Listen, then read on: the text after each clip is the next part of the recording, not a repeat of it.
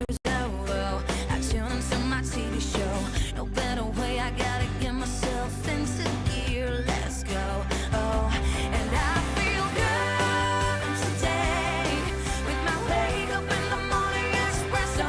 I feel good today. It's my feel good breakfast show. Oh, come giggle with us. Yes, it's going to be a little bit silly this morning, but it's going to be amazing. Welcome to our space. It's your feel-good kickstart to the hump day. It's the middle of the week. We got you covered, man. Already. Freewheeling until the weekend from here on out, and we're going to have some fun today. We are indeed. Look at us. Look at us, James. Yes. Look at us. We're on it. We're feeling the energy. Listen, we are here to inspire you this morning to cook with a culinary hotline bling. It's going to be absolutely awesome. And listen, we've got an absolute delight in studio. Food writer Herman Lensing joins us in the kitchen with a brand new cookbook titled Nostalgie. Kos wat vra vir 'n tweede skep en mense sê, onthou jy nog? Onthou jy nog? Onthou jy nog? Nostalgie. We're getting nostalgic. Exactly. All those type of dishes and those foods that really takes you back to the good times, those good memories. Oh man, you say that and I'm just smelling my mom's stew that she always used to make at Right. like 1 o'clock during the day. You come from school and like 2 o'clock, 2:30, mom, is it ready yet? Yeah, and your Is it mates, ready yet? and your 3 mates o'clock? won't leave. You're like, go home. Go home. The What is second helping is- nostalgic for you, dude? It sounds bizarre, but the second I was going through the running order yesterday, I was like, I just started thinking of porridge, and it sounds Really? bizarre, but that smell of like a real like a milli meal porridge for me on the farm, close to where I went to boarding school. I would often sneak away, and it was like the best treat for me because it wasn't boarding school food. It was just plain porridge, but it was made with like farm butter, farm milk. It was probably ground on the farm itself. Authentic Oh my ingredients. word! It's giving me goosebumps just thinking about it. Just There's so- always but it takes me back that to one that dish. age. There's always that one dish. For me, it's my ma's melkos. Have you guys had melkos? Yeah, before? but not as good as your mother's. That All kind of penne in there, pastas, spaghetti, but then this milky, cinnamony kind of. Ooh, I would put way too much sugar and cinnamon on that. But that was considered a meal, and that's Exactly, why I love it. Wow. Well, look, it doesn't stop there because obviously it's not just our nostalgia we're talking about, but we're also talking about the incredible meals that we're going to be getting through in the kitchen, and then also chatting to you, Mzansi, always coming through with the questions and always wanting you to tell us what, for example, this morning is your favorite food, meal, or taste that gives you that nostalgia. Why does it give you that nostalgia? Give us a reason as to what that meal is. Obviously, you heard from the three of the gents this morning what really stood out for us, what brings us those memories that we've been savoring for years and still gives this man goosebumps. And that's something we want to hear from you too, Mzansi. What is that crazy nostalgic meal that just gets you in the feels? Come through. There's our snack. There's my nostalgic snack Dessert right is there. served.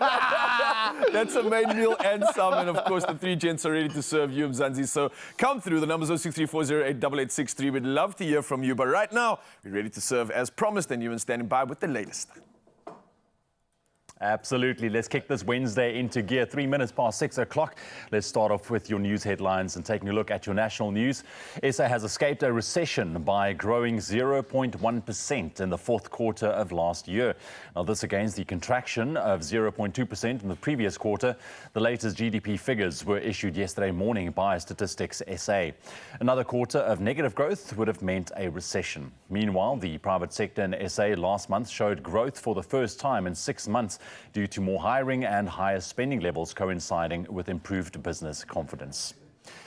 And the trade union NUMSA says its members are on the verge of a nationwide bus strike. Spokesperson Pakamile Hlubi Majola says they are considering this step because last week's discussions with the employer ended in a stalemate. NUMSA has met with the SA Bus Employers Association and the Association for Bus Shuttle Service Companies regarding healthcare and an increase in workers' allowances. Hlubi Majola says that if the employer doesn't come forward with a sensible offer, they will have no other choice but to engage in a nationwide strike. Turning our attention to international news headlines this morning, the number of people who have fled their homes in northern Mozambique has peaked to over 112,000 in the last 2 months due to jihadist violence, with some 60,000 being children, the NGO Save the Children said yesterday. Fresh unrest broke out in the lawless province a few weeks ago.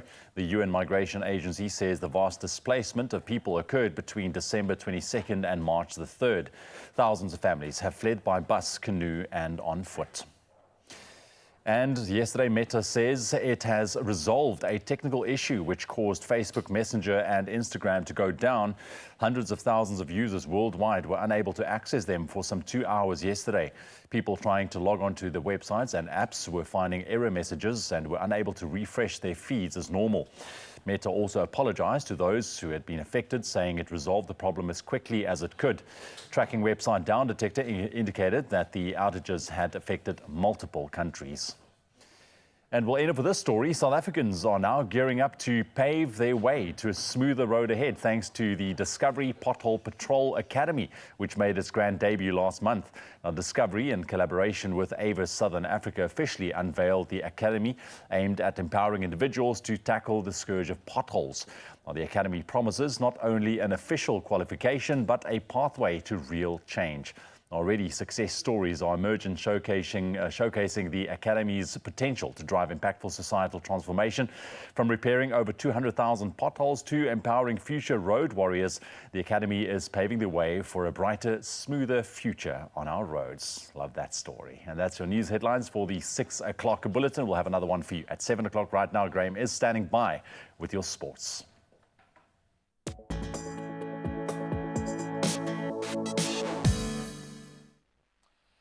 Thank you so much, Ewan. We are into the business end now. Let's start with some footy news. And Kylian Mbappe propelled Paris Saint-Germain into the Champions League quarterfinals with a clinical brace in a 2-1 victory over Real Sociedad last night, securing a 4-1 aggregate win. Then elsewhere, Harry Kane inspired Bayern Munich with 2 goals of his own as they defeated Lazio 3-0 to advance 3-1 on aggregate themselves. And then of tonight, of course, it's the turn of Real Madrid. They're hosting RB Leipzig, while Copenhagen, they'll travel to Man City for a tough one, looking at the form in blue. Now let's bring it back home and we speak about brilliant form. While Stellenbosch FC, they've climbed to 2nd place in the PSL standings. That was after securing yet another gritty 1-0 victory against their local rivals, Cape Town City, at the DHL Stadium. Devon Titus's 33rd minute goal proved decisive in a tightly contested match, highlighting Steve Barker's team's professionalism on a very cold evening in the mother city. They showed some incredible heart there. Now she is on her way back. Let's turn to a massive story in tennis. Simona Halep, ex-Wimbledon and French Open champion, has now seen her 4-year doping ban slashed to just 9 months by the Global Sports Court. So the ruling allows the former world #1 an immediate comeback, effectively. And originally facing a 4-year ban for 2 anti-doping violations, Halep's suspension was reduced by the Lausanne-based Court of Arbitration for Sport, the CAS. The Romanian ace faced suspension since October of 2022 after a roxadustat positive test at the US Open, and then additional charges last year over ABP irregularities. Now we turn to golf, and it seems they just can't get it right. Live Golf has now abandoned its pursuit of official world golf ranking recognition. This according to CEO Greg Norman. He informed the players that the Saudi-backed league will no longer seek OWGR points that are, of course, crucial for major championship entry. So despite exhaustive efforts, Live members saw their rankings plummet in previous attempts to partner with MENA Tours.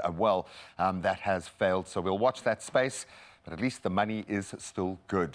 And that's where we leave our sport for this hour or so. We'll touch on those headlines again at 7 o'clock. It is a brand new day, and I'm sure some weather warnings and, of course, some temperatures to take in. Ryle's got the latest.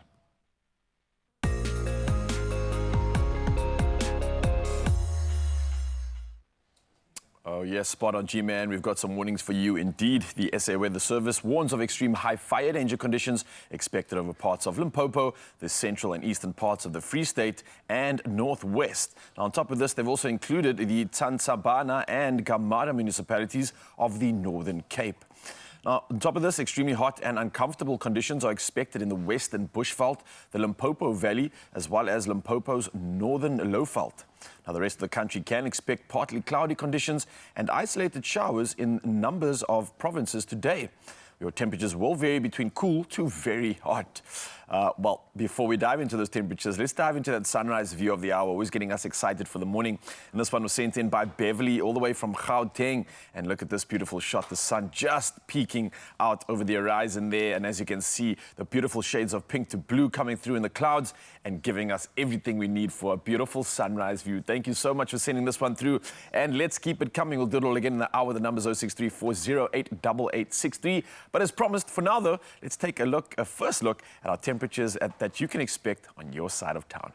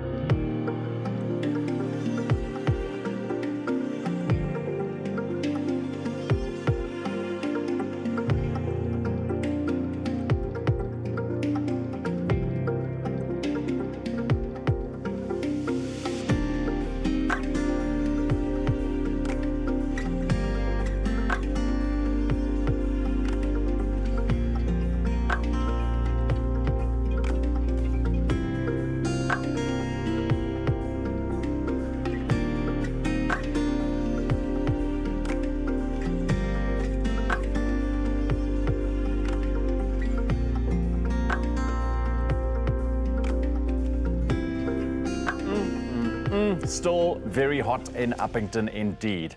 Look, we can feel the temperatures are cooling down. I must say on the way in this morning, we could feel it. But by the South African 1 degree. Just the 1 degree. Just that 1 degree. We'll makes spread a that around. Well, today we are going to make it rain, okay? We're going to make it rain hard with cash.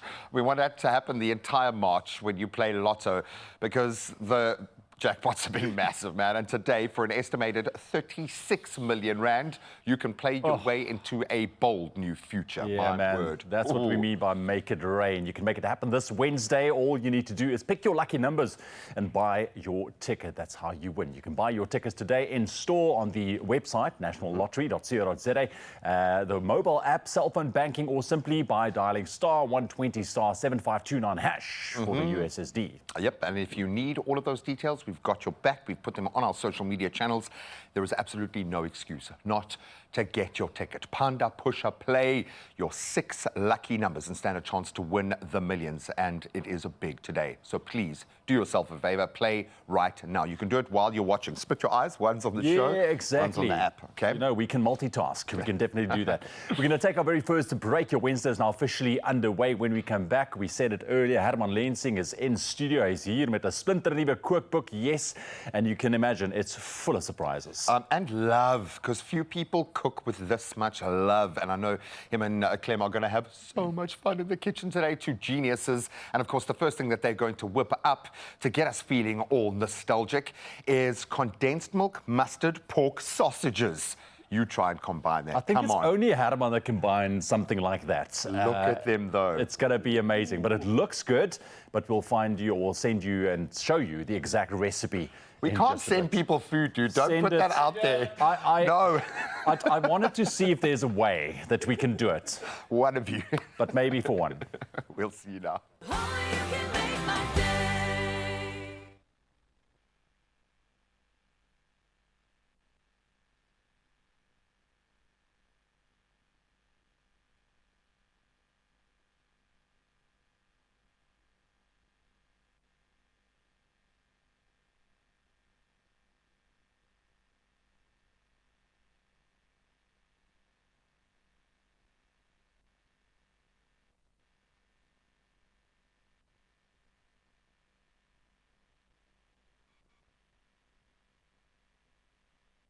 And this is last minute thing.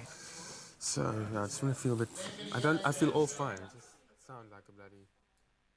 Ask you to talk again.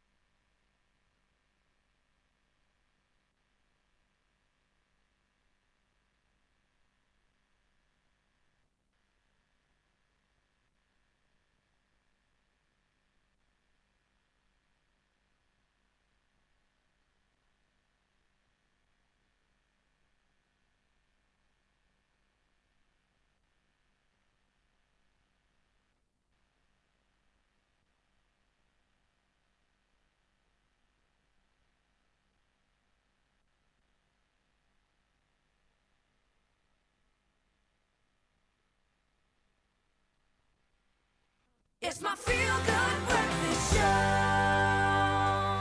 Good morning, my name's Clem Pedro. It's a Wednesday, we're in the kitchen, which must mean it's the Culinary Hotline Bling!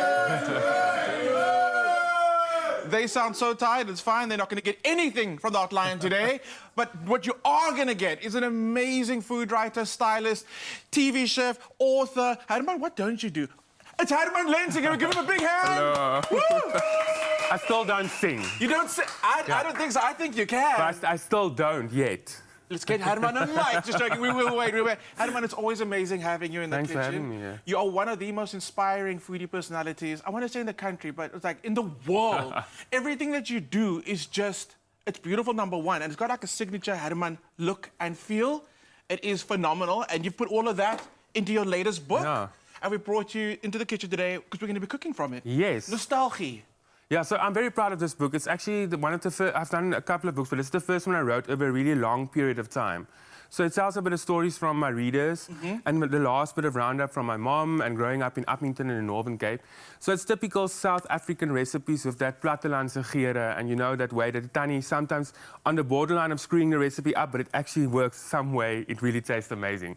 Those are those recipes. It looks, I mean, every single one of your cookbooks is just absolutely phenomenal and vibrant. And the recipes, what I love the most is the recipes you'd actually make. A lot of times you buy a recipe book and you just kind of like, you get inspired by it. This is inspiration, plus it's practical, and it's just so stunning. Yeah. It's so beautiful. So what are we making for our first dish this morning? So this recipe is like really, she was never the cover girl of a magazine, but my mom used to actually make it on all our Christmases. So basically it's a basic pork chipolata or a pork sausage.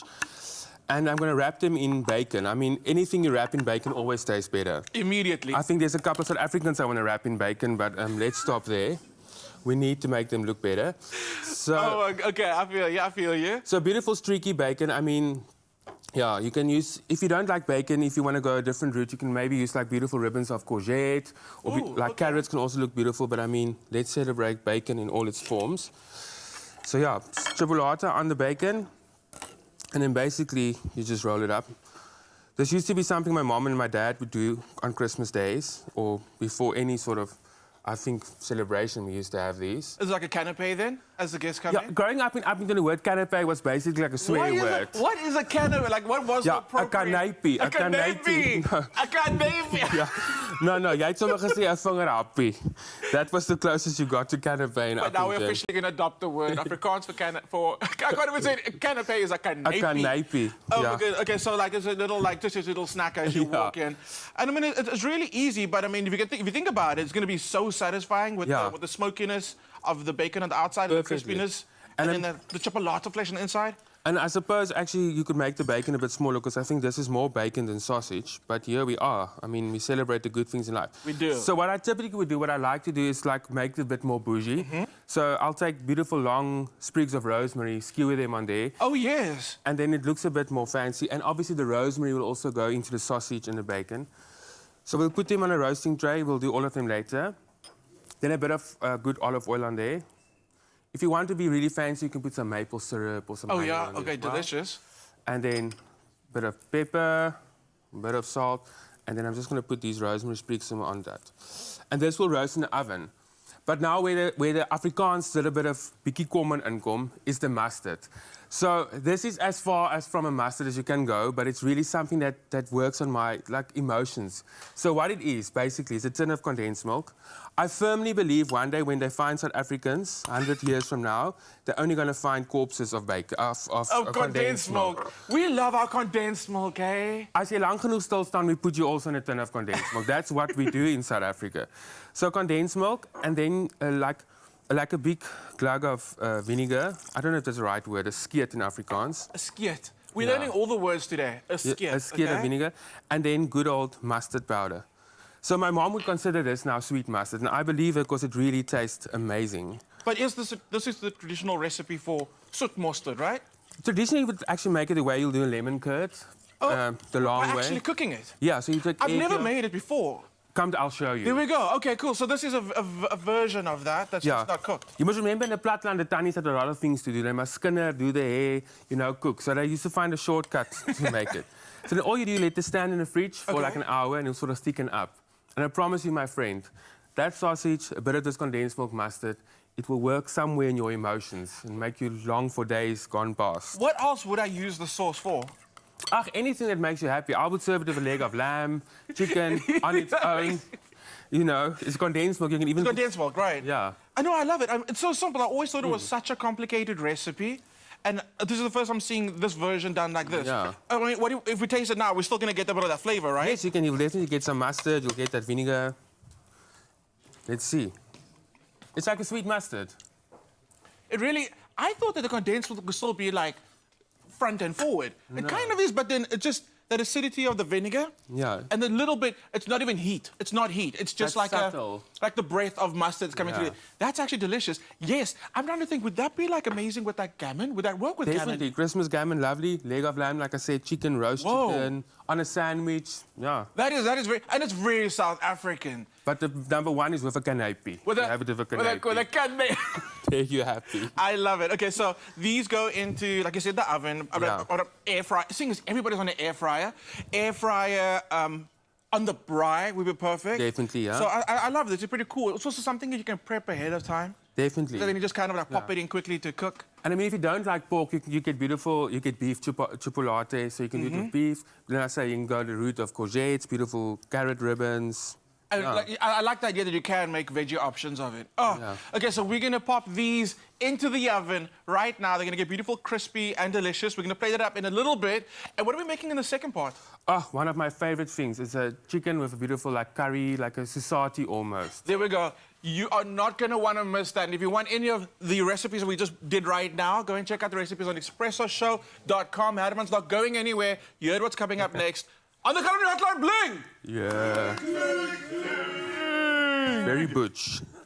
Oh, my word. Are you serious? Ooh, looks good, smells good, and it's out the box. This is going to be the best culinary hotline ever. Stick around. But right now, this is life-changing. Potentially, this really could reset your course for life. I love it. 100%, because Einstein said it best. Intellectual growth should commence at birth and cease only at death. I absolutely love that. Love that. And Stadio is a tertiary institution making a difference by presenting greater access to higher education and also ensuring that every South African has the opportunity to become the most empowered version of themselves. Imagine a world with everybody claiming that. Man, I love it. And we've seen it on this show. It's the key that unlocks everything.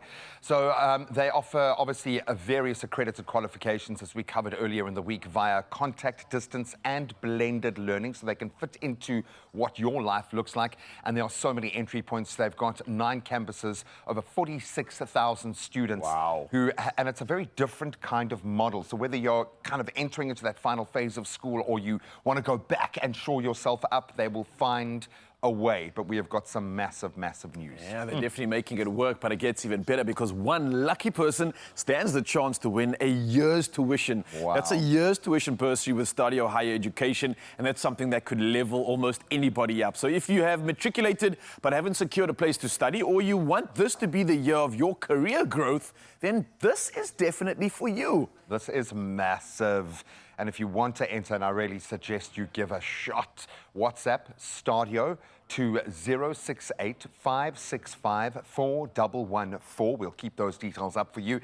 And tell us this: what you'll do once you achieve the degree of your dreams and go on to study with Stadio.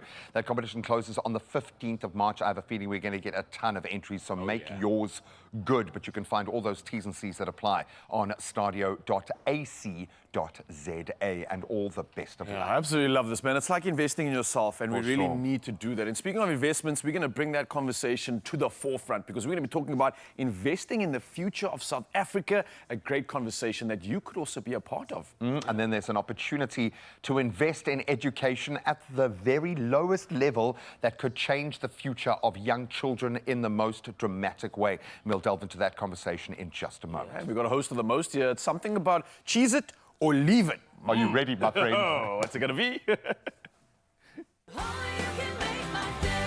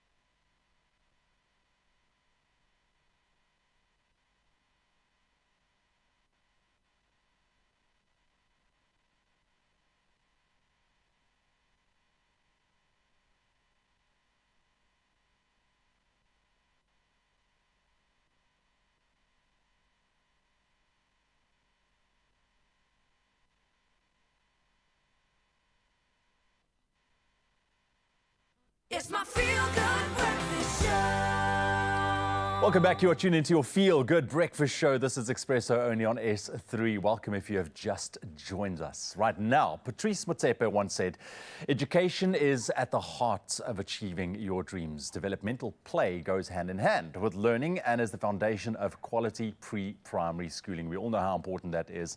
Now, Kleuterzone is a preschool franchise that knows good education is the building block for dreams to develop and understands the power of education, and they have a spectacular franchise opportunity just for you this morning and to anyone wanting to invest in the youth of today while supplementing their own income. And joining us this morning to tell us how you can be part of this rather exciting, growing, sustainable business, we have a group owner, Antoni Bogas. Antoni, goeiemôre en welkom op Expresso. Môre baie dankie. Ja, Dis groot voorreg om hier by julle te kan wees. Ja, ons het nou so lekker gesels en kyk, julle is al 'n paar jaar aan die gang.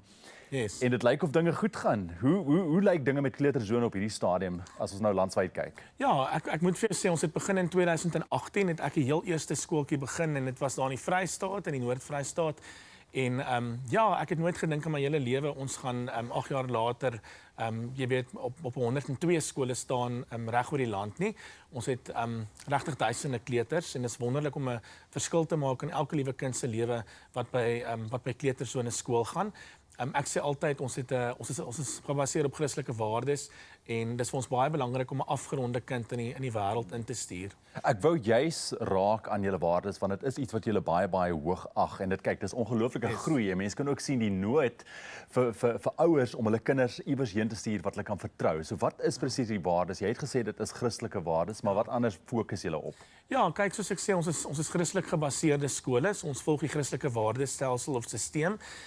Ons kyk veral na geduld en liefde en daar's eintlik ons het omtrent 30 waardes waarna ons kyk en ek dink regtig as ons elke liewe waarde in ag neem en ons regtig ons leer dit vir die kinders. Op die einde van die dag gaan jy 'n kind stuur na graad 1 toe wat meer afgerond is as 'n kind wat sommer net in 'n vinnige hoofstroom skool is, ja. Absoluut. En dit is ook gemoedsrus vir 'n ouer om hulle kind iewers heen te kan stuur by 'n plek wat hulle kan vertrou en dis wonderlik. Yes. Maar ons is hier om te gesels oor potensiële geleenthede vir mense daar buite wat miskien besigheidseienaars wil raak en ook iets goed doen vir die jeug. So kom ons gesels daaroor. Wie sien jy as die perfekte of ideale belegger in Kleuterzone? So by Kleuterzone kyk ons het die franchise gedeelte en dan het ons die aandele skole gedeelte. So die franchise gedeelte is eintlik maar onbetrokke beleggers. So ons fokus baie op onbetrokke beleggers. Dit beteken dit is beleggers wat elke maand dividende wil hê. So hulle sien hulle uitkeerwinste. Hulle weet ook hulle maak 'n verskil in die kinders se lewens, maar dis 'n goeie kombinasie tussen die twee om finansiëel inkomste op die kantlyn te kan sien, maar ook 'n verskil te kan maak in kinders se lewens. Ons het definitief 'n verskeidenheid van beleggers. Ons het baie beleggers wat in die buiteland woon, maar hulle wil graag terugkom Suid-Afrika toe. Suid-Afrikaners natuurlik. En die groot uitdaging is hulle kan nie die inkomste verdien hierdie kant teenoor wat hulle daai kant verdien nie. En dan belê hulle in 'n kleuterskool want dit is 'n standvastige besigheid. Ek bedoel jy het self ook kinders. Jy sal weet jy moet jou kind opvoed. Jy gaan nooit jy hoef nie elke dag te gaan koffie drink by 'n koffiewinkel nie, maar jy moet jou kind skool toe vat. Want as jou kind nie die waardes leer en regtig soos geshape word, soos die Engelsman sê, dan gaan jou kind 'n agterstand ontwikkel. En daarom glo ek regtig dat Kleuterzone is die antwoord op 'n goeie belegging vir enige belegger daar buitekant. Jy weet jou geld is in veilige hande, want jy weet uit die aard van die saak, soos ek sê, daar sal altyd kinders wees. Absoluut. En een ding van 'n kleuter is jy kan nie sommer 'n kleuter homeschool nie, want 'n kleuter moet emosionele stimulasie ook kry en dit gaan jy nie by die huis kry nie. Absoluut. En ek dink dit is wonderlik dat hierdie twee verskeie maniere is waarby 'n mens betrokke kan raak by Kleuterzone. Maar as iemand nou graag 'n belegger wil word of self 'n skool oopmaak, wat is die proses? Hoe lank vat die proses vandat 'n mens nou teken totdat jy nou 'n paar kinders kan verwelkom? So basies, as jy 'n nuwe skool oopmaak, is dit so 3 maande. Dan vandat jy nou jou dokumentasie teken totdat die skool fisies oopmaak. Ons fokus wel nou nie meer so baie op die nuwe skole nie. Ons fokus nou op skole wat ons koop en verkoop. die voordeel aan dit vir die belegger daar buite is onmiddellike uitkeerwinste. So jy wag nie vir jou skool om eers sy voete te vind, gelyk te breek, winste te wys nie. Hierdie skole is reeds, hulle bestaan reeds vir 20 of 30 jaar. Ons koop die skool, die beleggers koop in en jy kry dadelike uitkeerwinste. En dit is in die vorm van dividende. En is baie gewild, want meeste beleggers het nou nie daai geduld om te wag vir hulle inkomste op die kantlyn nie. So ja. Ons wil alles mos nou hê. Absoluut. Maar dis hoe dit werk. En as ons kyk na die navraag daarna, ons het daaroor gesels, daar is so groot navraag vir goeie plekke vir kinders. En dit is 'n besigheid wat net meer en meer kan groei. Absoluut. Waar kan mense gaan kyk of meer inligting kry hieroor? Yes. Want ek dink veral as jy nou praat oor dividende ook. Ja, so hulle kan gaan na ons webtuiste kleuterzonegroep.co.za en daar is al die inligting. Hulle kan kyk na al ons verskillende skole reg oor die land. Dis gegroepeer onder die provinsies. So loer gerus en kontak ons. Ek dink regtig nogal ons het nou al beleggers wat vir ons dankie sê wat nou in die begin belê het, wat nou sê, jy weet dit het regtig 'n verskil finansiëel ook in hulle lewens gemaak. Nou, jy maak my baie opgewonde. Ek gaan sommer nou kyk. We did put that website on our screen as well. So, listen, as jy graag 'n noemenswaardige verskil wil maak in jong mense en kinders se lewens, dan is hierdie miskien net die geleentheid vir jou. Antoni, baie dankie vir dit dat jy saam met ons gekyk het en wel gedaan op 'n wonderlike besigheidsmodule. Ek dink dis absoluut wonderlik. Baie dankie. That's it. Antoni here talking about Kleuterzone, and if you would like to get involved and see your money grow in a different way or making a difference in young children's lives, this is definitely an avenue just for you.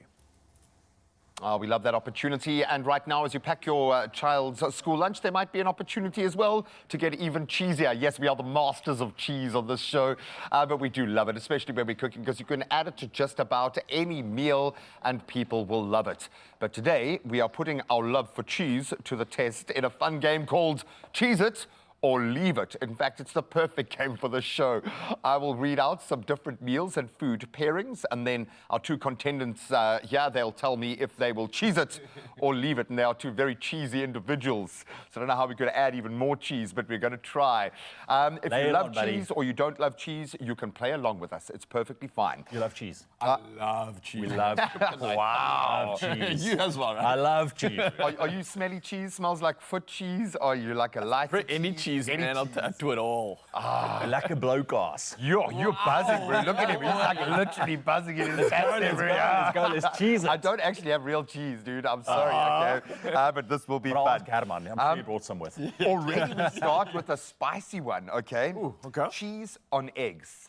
Cheese on eggs. I would go with a scrambled egg and cheese, definitely. Okay, so yes, you're cheese gonna it. cheese it. Any egg, anyway, I'm cheesing that thing. I cheesed it yesterday as well, so You'll yeah. put egg on the cheese. Ooh, No, slow down. Okay, so we're going to cheese it, both of us. Yes, 100%. Cheese on a chicken burger. Cheese it. Yeah, cheese that. For yeah, sure. I made us little chicken burgers. I'm trying to get my kids to eat more. And we ate about 5 of these things with cheese on, so I'll cheese it as well. Not a chicken burger without okay. cheese, Now let's see, are you a purist or not? Cheese sauce on a steak. Yes, please. Cheese it. Yeah, I'll Cheddar cheese malt that. vibes, I'll eh? cheese it. I'll cheese Cheese it. it. It's not my first choice, but I'll still cheese it. I'll tastes still good. cheese it. It's either between cheese sauce and a pepper sauce, but cheese sauce is up there. Worse, I'm a mushroom kind of guy. we can have random cheeses just rocking about our studio. They're all welcome. Every cheese is wants welcome. I love it. Bring it. A cheese samosa. Oh, yes. Cheese it. Cheese it, especially when Can it's I- hot. Abdullah. Oh, man, they're good. Abdullah, I love you, guy. Cheese. I love you, man. He makes the most amazing cheese and corn samosas you don't understand. Oh, man, Yeah, I'm where there do for you get that. those, bro? You gotta plug us. No, bro, no. They're going to come and order them from our studio, and then we're going to send them out. Oh, this is going to push the boat out. Cheese-flavored popcorn. Yes, cheese it. I don't know. Cheese Nah. dude. Really? I don't even think I've tried it. So thing what is- about a cheese and onion? Yes, okay. Not on date But you night. see the onion and cheese. No, bro. It's not on date night. If you're going on your first date and you're going to the movies, keep That is cheese true. out of the equation. I'm true. just saying, okay? So far, we've cheesed everything. And I love it, bro. I should have known how this was going to go, actually. Cheese on spaghetti bolognese. No brainer. Come on. Really? Oh, yeah, I made Cheese that it. for you. I put spaghetti on my cheese in my bolognese, okay? Cheese sauce on fried chips. Oh, yes. Cheese it. Oh, like a chip and Yes. dip. Yeah. For sure. For sure. Cheesing that, man. Folks have been hanging out at festivals. He lived on that. Yeah. He lived on that for about 5 years. Do you have any weird pairings there, my Festival bro? is Okay, slow down, mister. Cheese on oats. Leave it. What No, do for you sure mean not. even? What? You just threw that in randomly. Whoa, did you You're make that up? walking past the kitchen, you knock the cheese over, it falls in the Falls oats. over. It's all you've got. No, but You've got to eat it. I've never tried it though. So Well, I'm not saying I don't would, think but I've. anyone has ever tried it. Maybe But it's- if you have a cheese and oats recipe, again, I'm going to ask Herman Lenzi. Maybe he can come. I'm gonna say he's If he probably can got something in condense that milk book. and pork sausages. You know what I'm Exactly. saying? Anything is possible. You can do oats and cheese, but I'm going to leave it for now. Yeah, I Please, might someone just leave it as well. Hey? Show up with something, man. Wow. Something. Is there a sweet Weird. cheese out there? I don't know. Cheese sauce on broccoli and cauliflower. That Come is on. literally like the perfect combination. That's where the conversation begins. It's the only way I can sometimes eat them. Eat broccoli, yeah, for sure. No, broccoli, I'm like cauli. I'm like, yeah, cheese it, man. Yeah, Cheese got it it. for sure. Oh, cheese on a hot dog or buri roll. Yeah. Yeah. Yeah. Cheese And it. onions. 100%. I think more on a hot dog than a brie roll. I haven't had it lots on a brie roll. I need to start For stepping me, up there's my no brie roll difference game. between the two. That's why we went to Keto store. Okay. All right, smarty pants. Come on, cheese sauce on sushi. What? Ooh, wait. Let me think about that. If it's like fiery dragon cheese sauce. I don't know. I don't know if that's a real I'm thing. going to leave it. I might leave it as well. I'm gonna gonna leave leave it. I've it. never done that before. It's a bit weird, but maybe it could work. My body is just going, Mayday, warning, warning, Red flag, warning. red Yeah, so I think we stay away from that one. Interesting one, actually, yeah. Ooh, cheese and peanut butter on a sandwich. Oh, hell no. No, don't do it. No, stay away. Is that because you're strongly about it? What, would I'm you- just going to go say leave it, yeah. Okay, I thought you were going to go, maybe. No, what? Maybe. I'm TikTok, trying to please picture it. respond. TikTok, please Wow. respond with a peanut butter and cheese recipe if you can, And right show us now. eating it. I want you to see you eating it, taking an We actual want bite. proof. We want actual proof. Imagine wow. what it would taste like. Would you grate the cheese or just slice I it? wouldn't do cheese. on Melt it peanut in butter. the peanut butter? Okay, let me mess with So your many brains questions. now. Okay, Yes. this is going to require a paradigm shift because this is already a thing. Okay, it's called a Colombian hot chocolate. Okay, which is cheese. So it's a thing? It's a real thing, supposedly, which is cheese in a hot chocolate. Cheese in a hot I'm trying to chocolate. think, which It cheese could you sounds- combine? Yeah, it sounds ridiculous, but if it's a thing, I want to try that out. But for me personally, it's a definite leave it. I don't Yeah, understand I'm going to how say they leave work. it until I try it. Yeah, look, like we, And then we'll sprinkling of see. But Parmesan. I we have don't been think... surprised almost every time we've tried some of these recipes on our show. So I'm going to leave that door open, man. Probably That tastes little- amazing. that Yeah, little I think cheese door we've is just open. entered that grey area. Yeah. Yeah. No, I'm going to leave it for now. I'm open to it. I'll do it. If we make it on the show, I'll drink the cheese. Herman makes it, chocolate. Yeah, exactly. He'll Herman, make you've it got look some challenges amazing. today, my brother. You've got some challenges. Oh, man, we love our cheese, clearly, on air and in our bellies. That's just how we are wired. And we are curious to know which, I think, unusual foods you love to cheese it. Let us know online, blow our minds, surprise us, but we want to see proof. If you're going to make it crazy, I want to see you eating it. And we want the more weird, if it's slightly weird, if it's really weird, if it's a secret thing that you've been too shy to tell anyone about, we want to know about it. We want to hear about your cheese. And you can tell us a cheesy joke as well. We do love our cheese in whatever form it comes.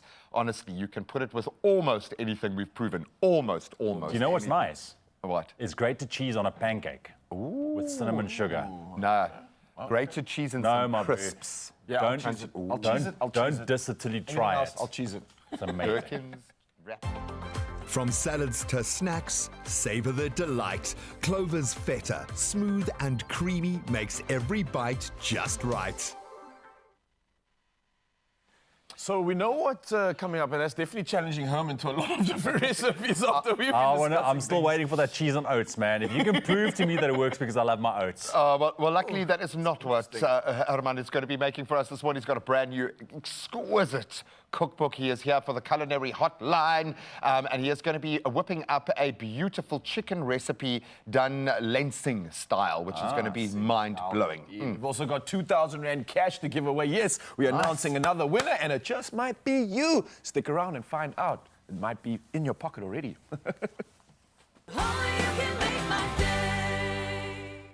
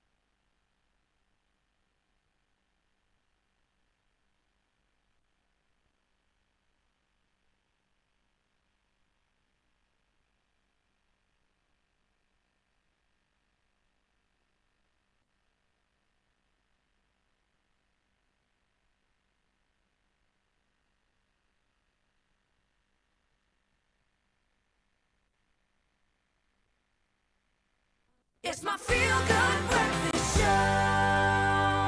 Good morning and welcome back to the Culinary Hotline Bling!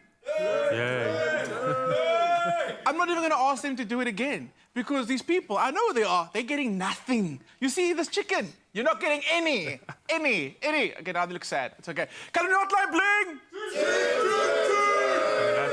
Better. So Herman's still with us. Chipolatas are in the oven and they're smelling absolutely amazing. Before we get onto our chicken, we asked you a question on social media about your most nostalgic dish. So bear with me because the TV screen's all the way on the other end and I'm not wearing my glasses. So here we go. Herman, you can also help, eh? There's no way I can read there. Okay. Oh my goodness, there are so many dishes to pick from. There we go. And this message, by the way, is from Zalda. Zalda Hennessy. There we go.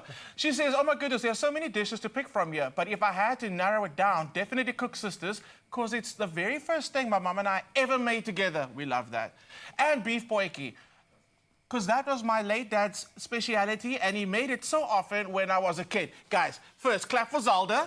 Yeah. Clap for me that could read across a whole room. That's a good one. There we go.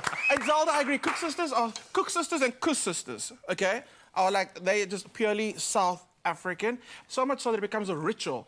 I used to live in the northern suburbs, now I'm in the south. Every single Sunday morning, I'm out there driving to Fagri to get to House of Bollas to get Bollas and Kus Sisters. Yeah. It's amazing, and I like how food just dictates tradition so much in South Africa. And you're doing a very good job of translating all that tradition into the book. Nostalgia is such a beautiful book. We've seen the chocolates now. The next one is smelling so good and hasn't even been cooked yet. What are we making? Okay, so claim you haven't lived if you haven't attended a Plattelandse bazaar, a church fete. Is that the right word? A fete? I don't know. But so a Plattelandse kerk bazaar, the one thing you'll always find there is curry societies, those curry like societies. You know, there's nothing more iconic than that. So what I like to do is I like to take those memories, because that's the only way that you can cook. It's like finding those memories in your food brain and then changing them into different ways of enjoying them. So I enjoy chicken. I'm not a big red meat eater. Okay, I didn't know that. So I enjoy chicken a lot. So what I try to do is I take that memories from a kerk bazaar, so chicken, so societies, and changing them into different ways. So the magic of a society is obviously the marinade.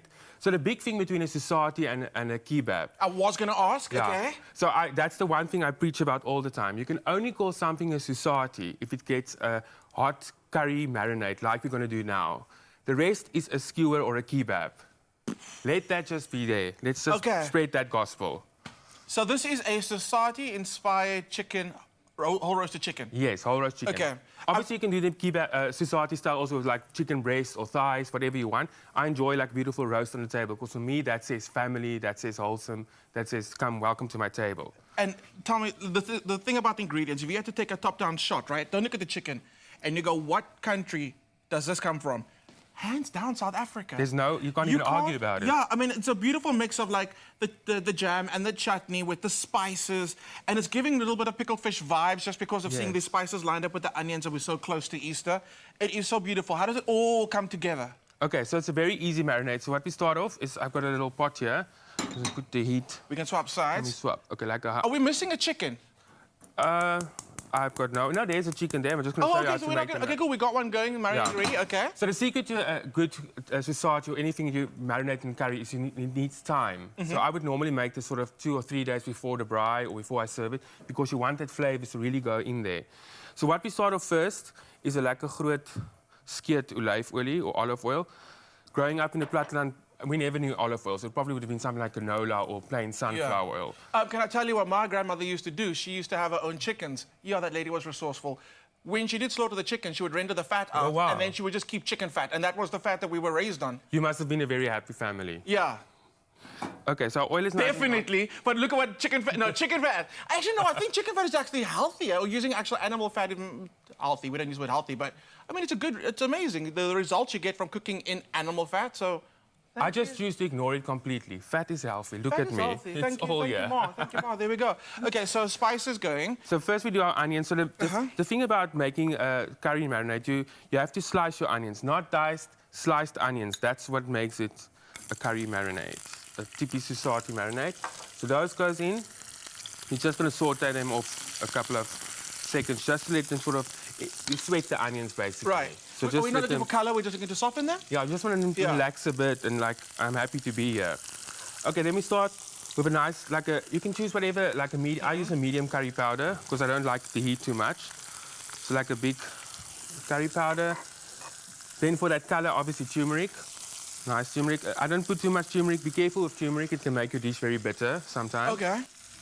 If you can get fresh turmeric, obviously much better. And I love the fact that we can get that now in Yeah. stores. Isn't it amazing that you can get anything in South Africa lately? Literally. I think it's pretty amazing how you can also just hop on a phone and push a button and ding dong Yeah, comes at your door there with you the go. products. Yeah. If you live in Pofadder or Pretoria, you can get anything. Is that a fact? Okay, people in Pofadder, let us know.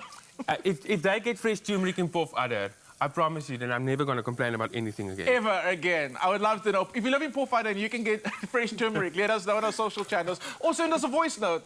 I can bet you there's a tanny growing them there in a garden, Clem. Do it, please. We're talking about nostalgia, and I to mention my grand. Another thing that I can say is her chickens, okay, were a lot bigger, right? Because, I mean, she had her chickens for quite a long time before she slaughtered them.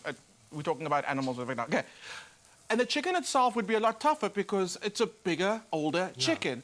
And I'm looking at recipes like this, and you understand why they actually came up with recipes like this, because it sits in that marinade for so long, Yeah. and it's just going to become absolutely tender. But you're going to get that beautiful flavor Oh, of yes. the chicken who actually worked. Oh, yes. Okay, so I've added a little bit of ground ginger already. Then coriander. I like to put in the whole seeds. I know there's people going to go, oh, near. But I like, as the marinade, as you cook it, it's going to soften a bit, and you're going to get that really big flavor. Obviously, you can use ground coriander. It's up to you. Then cloves, in Afrikaans it's called a naaltjie. It's one of the most beautiful things. You know that cloves is actually a flower in its fresh form. It's really a beautiful There we go, another spice. seed. Yeah. So you also be careful with cloves, you know.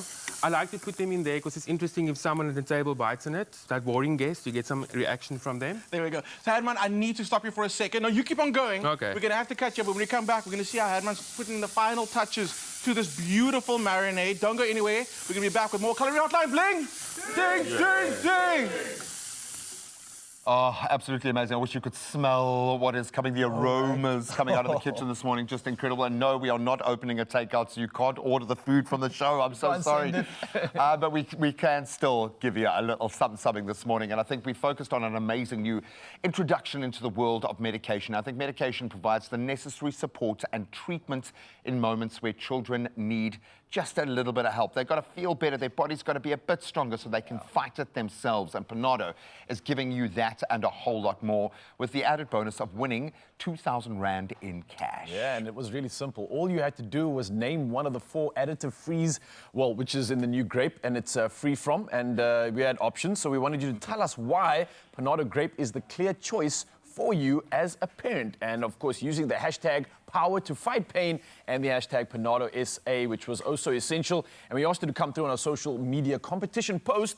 And have you done that? Yes, indeed. We had to sift through so many answers, but we have our second lucky winner on the line. Who's it gonna be, ladies and gentlemen? Let's put our hands together. Let's get a big drum roll for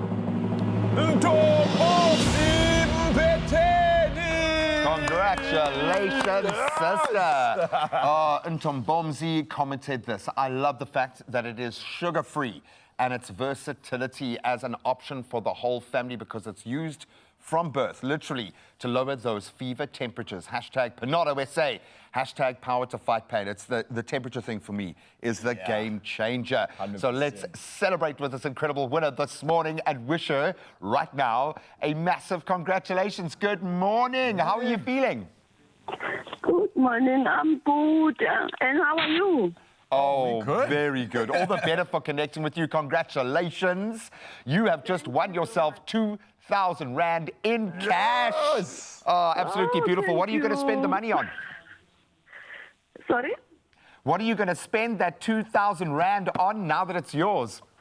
Oh, it's my daughter's birthday on the 18th of this month, so I'm going to take her out. Oh, we love that. It's also my daughter's birthday this month. What's your daughter's name? It's Mbali. Mali, happy birthday, Mali. It's an early one, but I think it's going to be an amazing celebration now. Now, Ntombomzi, I wanted to find out from you, obviously with Panado now, they have this great range that caters to every type of parent and child. Is this something that you're resonating with? Is this one of the reasons why you love Panado so much?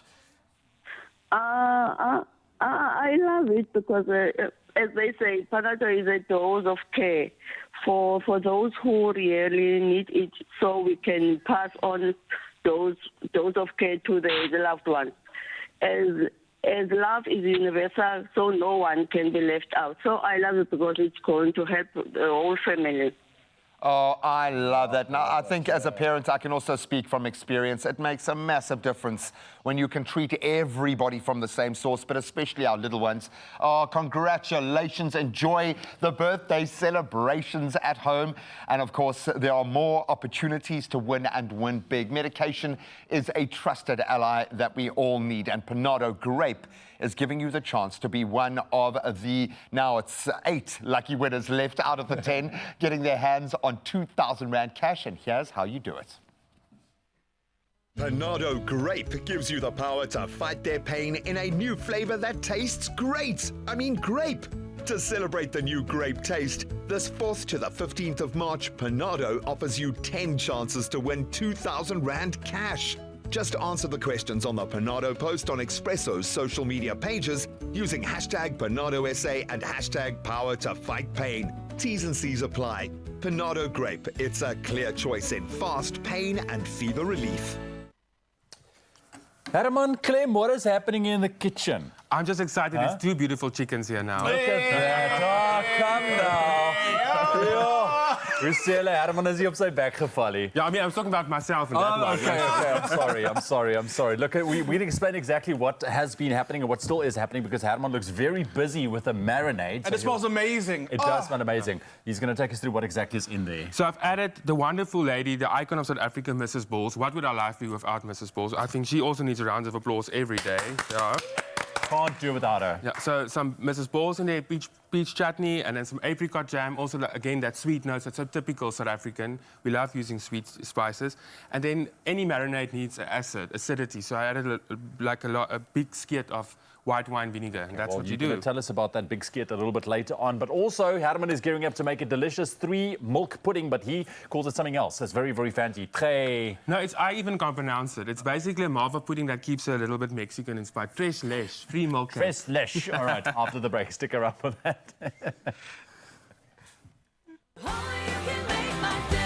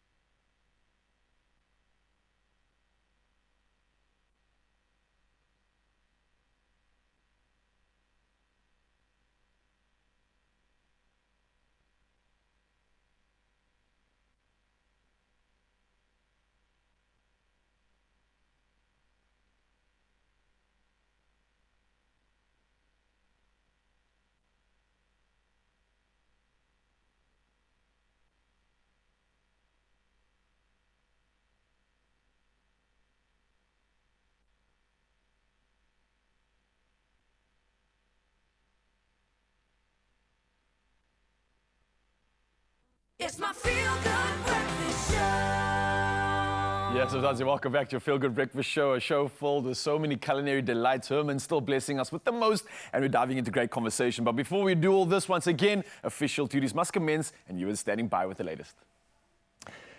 Thank you so much, Ral. It is 8 o'clock, or 7 o'clock rather. I'm an hour ahead, but let's quickly take a look at your news headlines, starting off with your national news. The Minister of International Relations and Cooperation, Naledi Pandor, says she hopes that Russia and Ukraine will agree to negotiate for peace in Ukraine to settle the conflict. Russia invaded Ukraine more than 2 years ago. Meanwhile, the International Criminal Court in The Hague has issued warrants for arrest of 2 Russian military commanders over alleged war crimes in Ukraine. Lieutenant General Sergei Kobylash of the Army and the Navy's Admiral Viktor Sokolov are accused of targeting civilian structures, resulting in extensive civilian casualties. And SA has escaped a recession by growing 0.1% in the fourth quarter of last year. This against the contraction of 0.2% in the previous quarter. The latest GDP figures were issued yesterday morning by Statistics SA. Another quarter of negative growth would have meant a recession. Meanwhile, the private sector in South Africa last month showed growth for the first time in 6 months due to more hiring and higher spending levels coinciding with improved business confidence. Over to international news headlines for your 7 o'clock bulletin. Negotiations for a ceasefire in Gaza continue in Egypt. Despite Israel not being represented, Israel refuses to participate unless Hamas provides a list of hostages who are still alive. America is placing increasing pressure on Israel because of the suffering and food shortages in Gaza. The chief of the World Health Organization, Tedros Adhanom Ghebreyesus, said the agency's visits over the weekend to the Al-Auda and Kamal Adwan hospitals were the first since early October.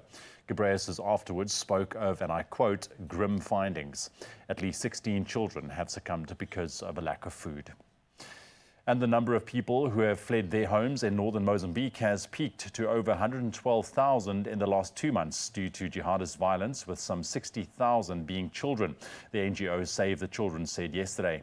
Fresh unrest broke out in the lawless province a few weeks ago. The UN Migration Agency says the vast displacement of people occurred between December 22 and March the 3rd. Thousands of families have fled by bus, canoe, and on foot. And we'll end up with this story as she gets ready to tackle the sunshine double at Indian Wells, and in Miami, the unstoppable tennis sensation Iga Swiatek has landed in sunny California to chase after her second Masters 1000 championship this year. Now, the 22-year-old Polish powerhouse shared sneak peeks of her training antics on the social media. From kicking around a soccer ball to let off some steam, she surprised everyone with a spectacular long-range goal. Look at that. She celebrated with a spontaneous tumble to the ground as well. Meanwhile, Iga sits snugly in 11th place on the all-time prize money list, racking up nearly $26 million in total winnings after 18 tournament victories, including 4 Grand Slam titles. And I mean, here we go, talk about a tennis fairy tale come true. Iga Swiatek, definitely worth keeping an eye on. That's your news headlines for the 7 o'clock bulletin. We'll have one more update for you at 8. Right now, Graham is standing by to dive into your sports.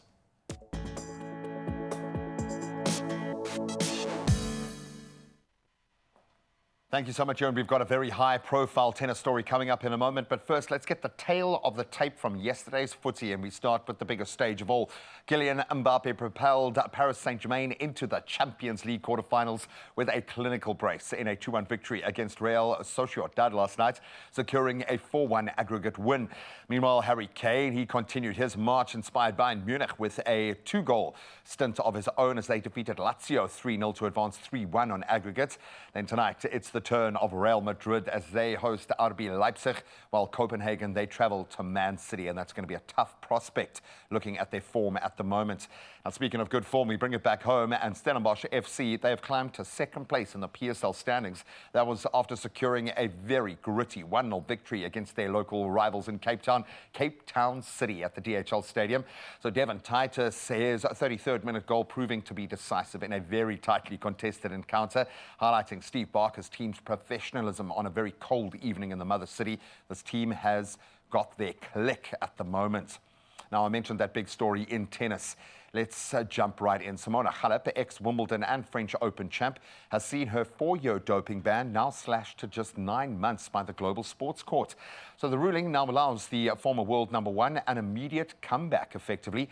Originally facing a 4-year ban for 2 anti-doping violations, Halep's suspension was reduced by the Lausanne-based Court of Arbitration for Sport, or the CAS.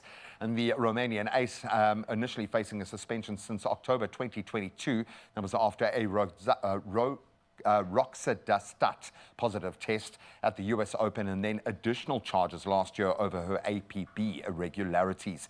But good to see her back in the mix. Now let's turn to golf, and it seems they just can't get it right. Live Golf has now abandoned its pursuit of official world golf ranking recognition.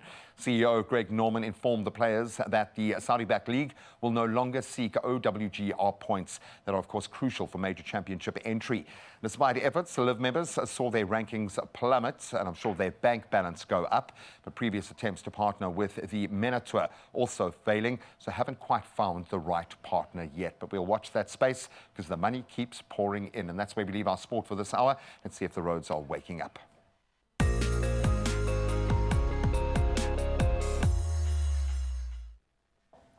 And well done, G-Man. You definitely have announced this one correctly. We are giving you some warnings when it comes to the road, and we're starting off in Sandton, Johannesburg. And there is a stationary vehicle in the N1 northbound after Winnie Mandela Drive. The left lane affected is definitely going to be causing some delays, so do plan your trip accordingly, as you can see from the visuals. Anybody heading out on the roads, please buckle up, stay safe, and do plan accordingly. And from the roads, we head to the sky now and find out what's happening the latest when it comes to weather.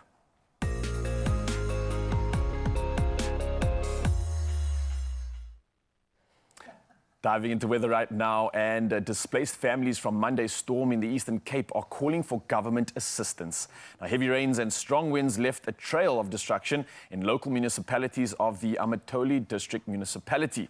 Now, the affected local municipalities include Amahlati, Mkumi, the Great Kai as well, and the Amatoli District Municipality has also roped in other provincial government departments to assist in this crisis, and amongst others, social development and home affairs. But meanwhile, Amatole will offer temporary relief in terms of blankets and food. Now, the storm also caused damage to power lines, and the extent of the damage is yet to be established. Well, from our weather news, we dive once again into our sunrise view of the hour. Definitely something to get excited about. And look at this one sent in by Kurt Kruger, all the way from Walmer Estate. And before the sun has even risen, he captured a beautiful shot. We've got the lights from the city in the background, and what a shot indeed. Giving that promise again of the day just before the sun even comes up, and we are absolutely here for it. So keep it coming. We'll do it again in the hour. And the number is 0634088863. We'd love to see your sunrise view. But for now, though, you can see what to expect when it comes to your temperatures on your side of town.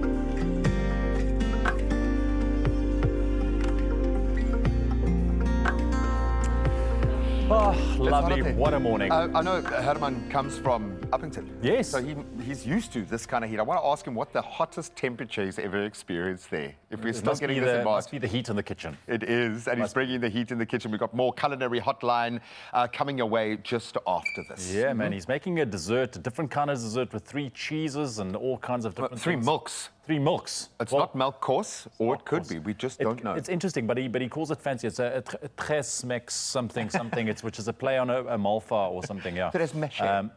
We'll leave it to him.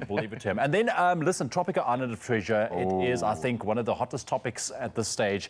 And Kutle gets to sit down with all the celebrities that's going to be taking part, which is going to be amazing. So stick around for that. We're going to take a quick break, and we'll see you just now. And it's smooth. Only you can make my day.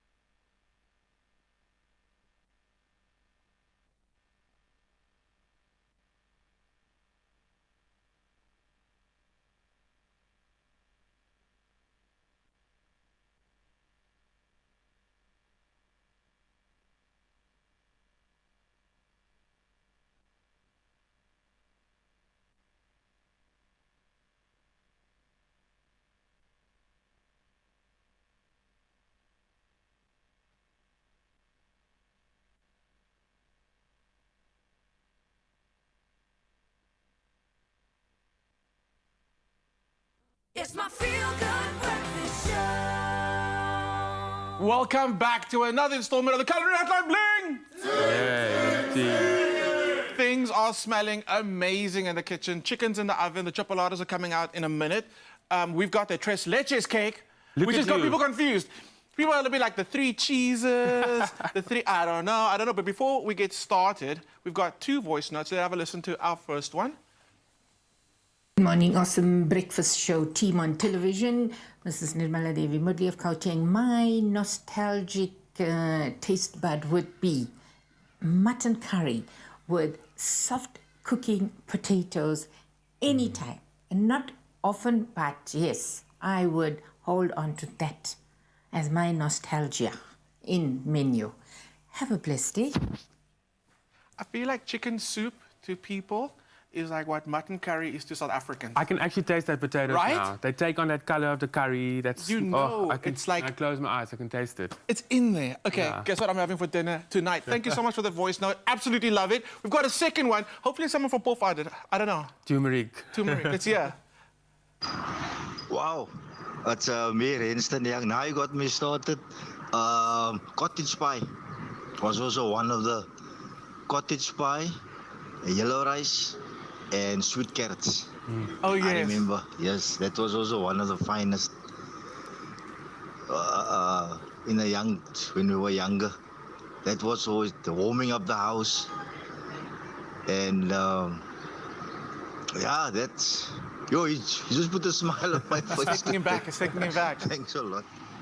Oh, Isn't it man. just amazing It what is. food does? It is. It really does. And I think, like, it's making a comeback. Yeah. We've gone through this phase of loving molecular gastronomy and then bistro food and then international influences, but it seems to be this massive drive for nostalgic food. So you, on brand. Thank you. Perfect timing, absolutely love it. And if you are feeling the nostalgic vibes, go and check out Herman's book, Nostalgie, in stores now. Yeah. I was about to say where we can find it, we can't say the brand names, but If it's a good bookstore, they're gonna have it. So go and check it out. Herman, we're making this tres leches cake. Yes. Absolutely love it. It is one of my favorite desserts. Yeah. It really is. So basically, this cake is sort of, for me, it's a malva pudding that went to private school. You know, she's very bougie. Okay. Yeah. So basically, but it's a simple base, like a malva pudding would start off a sponge. So in here, I already got my eggs and my sugar. Just whipped it together. You can obviously do it with electric beater if you want to, but the hand is just as good. Then just plain old cake flour goes in. Nothing difficult. It's really easy. Some baking powder goes in. And then the magic for me to this cake is a little bit of cinnamon. But you can even go a bit further. You can maybe use a bit of cumin, a bit of cloves again, or combination, like a 5-spice mix would really be amazing.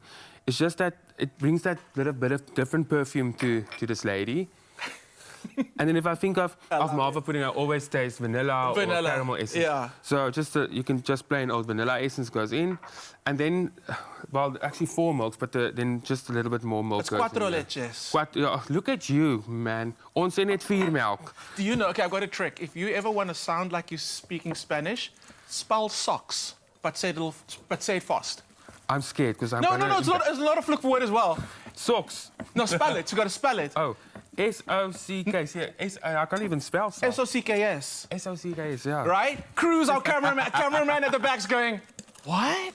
It's true. If you ever want to sound like you're speaking Spanish, just spell socks fast. So spell malva pudding fast. I can't. M-A-L-V-A. No, it doesn't. It's not. It doesn't work the same. Okay, that is Okay, so there's our absolutely batter, delicious. very basic. Just a basic springform cake, and you can do it in any tin you want. Even if you do a beautiful bun tin, you know, it looks bougie and Oh, fancy. actually, yes. Again, the nostalgia's coming through. I've seen so many bun tins lately, and the molded cake tins. Yeah. They're coming back, and I think it's amazing. I mean, the jelly art's coming back. So I'm here for the nostalgia. I am really here for the nostalgia. Into the hot oven, 180 degrees classic, bake it. That's And it. then end up with, yeah. So she went on a diet and she shrank a bit, but then Nice. Okay. But now the good old magic of this, obviously, is the sauce, like we think a typical malva pudding. So the first milk is classic, normal, full cream milk. Okay. Never use like anything less than full cream. That's what we want. He's a professional. So listen to him. Okay. And then if I think of sort of Mexican, Spanish food, I also a lot of condensed milk again. So that's our second milk goes in there. That I'll eat when the camera. Yeah, you don't remember those turkeys from back in the day? Oh man, those were the best. When we didn't know better, but we lived better then. That was my first boyfriend. Wow, Yeah. turkey. The two of us were tight, man. Yeah. Now we don't get him anymore. Now I've got a visual of you. Oh, never mind. But those were the days. Even now the strawberry, the chocolate, Yeah. the vanilla. Okay, bring back turkey. Yeah, bring it back. Bring it back. And then just to make sure that we got enough fat in there, we add some cream. Lovely cream. You can, if you want, you can use what you call it, ideal milk. Like Oh, yes? Okay. Yeah, that will also be lovely. I need, is there a whisk in here or a stirrer? We'll try and find you another one. Wait. Look Okay, at here we you. go. I am now There we familiar with this go. kitchen. There we go. So just bring it to a boil. Also, if you want, you can add vanilla in here. What I classically do in my house, I will add a little bit of a good quality rum in here, a dark rum. Goes really beautiful. Nice. And Look, it's then- winter. Also, like I think it's rich, but it is winter. It's going to be comforting, and you also don't need that much of it. And that's the thing I love about a tres leches cake is like literally the smallest piece is so satisfying. Because it's very rich. It is, yeah. But I mean, it's pudding, and I think when I think of dessert and pudding, it's not the time to think about Calories. Yeah. And like, no, not at all. And then you literally, it looks like a lot of. I think this is for the. So I'm going to put half of it on here. You put it on there, and then let it stand.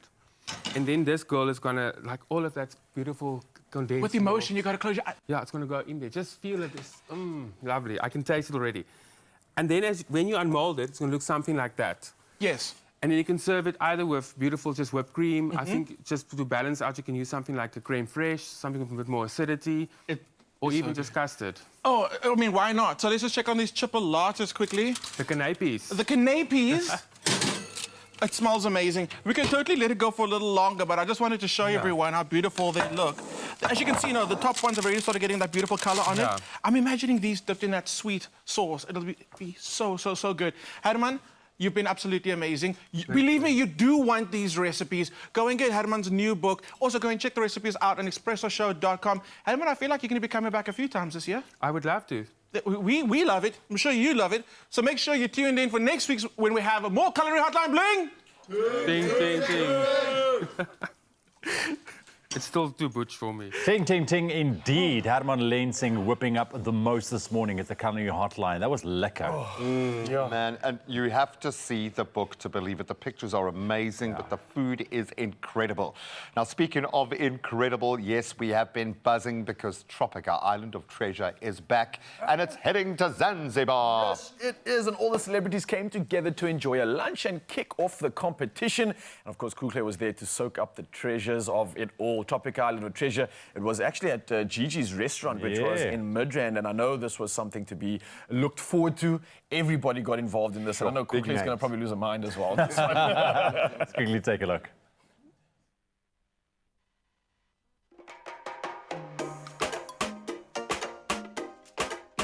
Our favorite reality competition series, Tropica Island of Treasure, is back. I am at Gigi Restaurant in Johannesburg to meet with the 7 celebrities who will be heading to Zanzibar. You have guessed it, a smooth adventure awaits. Bobby, Tropica Island of Treasure Season 11 is back and you are part of the cast. How are you feeling? I can't believe it. This is amazing. My sister won the previous time, so I'm getting to have a go at it, so I'm very excited. Is there any pressure at all? I think there's a huge target on my back. I should just get a tattoo with a massive target. No, there's not pressure, not as yet, but there's going to be definitely. Nomile, it seems like you have that island glow already. Did you ever think that you would enter Tropica Island of Treasure? I never thought, like it crossed my mind, I think once in 2019, a friend of mine entered and won, but I never thought of it, but I am the original island girl. Okay, so tell me a secret, right? Your competitors are sitting right behind us, but who do you think will be your biggest competition this season? Can I tell you, I'm really scared of the boys. The abs, the heights, I'm scared of the boys. So you're working out for them? Yes, I'm working out to be on the same level or similar, anything close.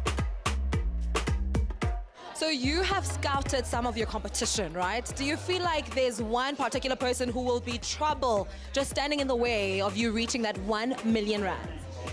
I must admit, there is one person that I feel might give me that bit of competition. I think everyone will, but there is someone that's been on my mind, and I think it's Bobby. I think it's Bobby. He seems like he's very cool and he's like low key, but I think he's got a strong mind. And you can see he's toned, he goes to gym, the man's strong on all fronts. Mental as well. I think he's going to be a strong competition, for sure. You must also watch out for the girls. No, I know. The girls are going to come in strong as well. They might surprise you. I'm all for the girls. Don't take it personally. No, of course not. If you followed my journey long enough, you know that I'm super competitive. I've gotten 1 out of 1 for Miss South Africa, so maybe we can make it a 2 out of 2. 100%, and it's so possible. And can I tell you guys something there? Undavi on social media, I see her doing Pilates, I see her working out at the gym, jogging. Is that part of your daily routine to prepare yourself for Zanzibar? So the nice part is I didn't only start now with this, it's been something I've made a habit of my life, so it's so much easier to continue now. Obviously we're going a bit harder because we want to be riding those waves easy, building the puzzles easy, carrying things easier. But I love that I get to do it each and every morning, but we are going a bit harder for sure. Chad, we know and love you from social media, the incredible work that you put out on TikTok. This is going to be the first time we see you under a different light. What would you say are some of the qualities that you look for in a partner? I would say an easygoing person. You know, I know I'm bound to make mistakes, so I don't want people or someone shouting at me, or the thing I'm scared of is if I let the team down. That's why I need an easygoing person.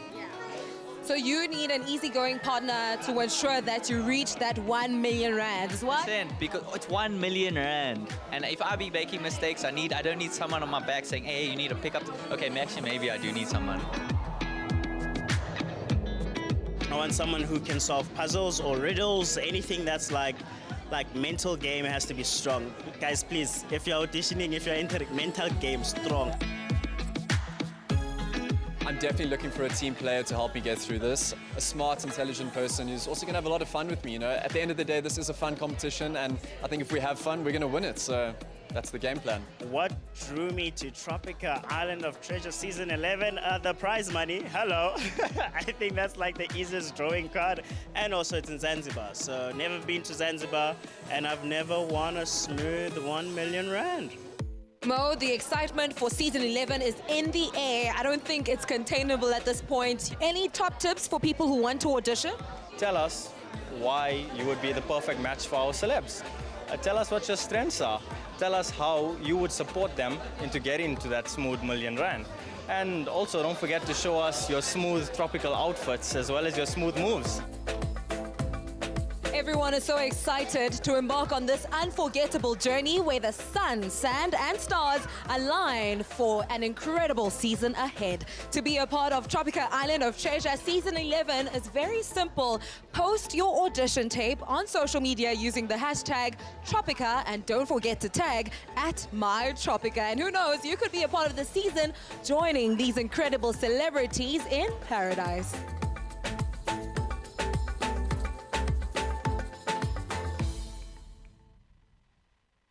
And there we have it, all the celebrities in one place, and you can see all of them are working on that fitness. They are very fit. They got to do their first beach run. Yeah. I wonder how the calves are Chad feeling. Jones is breaking out. That's how it's cute. No, it's going to be hot, man. It's going to be really, They really don't even hot. need electricity. That's how hot it's going to be. They just cook everything up on the celebrities themselves. That's how hot it is. The good news is you could be joining the celebrities as they embark on the experience of a lifetime to Tropica's Island of Treasure, which happens to be Exactly. Listen, Zanzibar. all you have to do is submit an audition video online using hashtag Tropica and tag @mytropica for a chance to head to Zanzibar. Oh, yes, and you have until the 5th of May to submit your audition, and every week until the 4th of April. And you can stand a chance to win your share of 5,000 Rand by just entering. It's as simple as that. Cool, man. Wow, so you don't even have to get onto the show to start winning. I love that. you. So for the very first time, the 7 lucky contestants will be granted 10,000 Rand, courtesy of Deep Heat, before even getting to Zanzibar. So they can put the Deep Heat on the calf muscles after running on the beach. I love it. Sure, man. So this is really your chance to be in the running to win your share of 1 million Rand. Now that's smooth. That is smooth. Remember, T's and C's do apply, but it is an experience like none other. So take your time. Go enter right now, and you can go hang out with these top celebs on the islands of Zanzibar. What an experience. So listen, speaking of experiences, we're going to be talking about the Raw Experience Volume 3 coming at you. We've got incredible talent that's going to be showcased, a lot to look forward to, and wow, by the sounds of what we've been hearing, it is that and some. This is the generation. This represents a generation of artists that are taking this entire industry to another level. We'll introduce you to them, and then a couple of highlights from the Joburg Film Festival after this.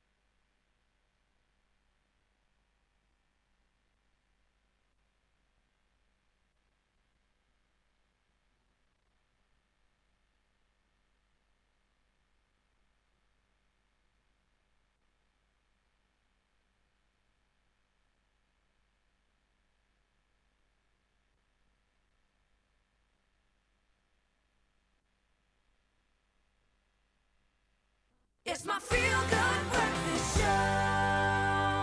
Oh, yes, Mzansi, welcome back to your Feel Good Breakfast Show. Let me tell you, things are not only going to sound even better, they're going to feel so much better too, because we're talking about something called Real Art World. Yes, RAW.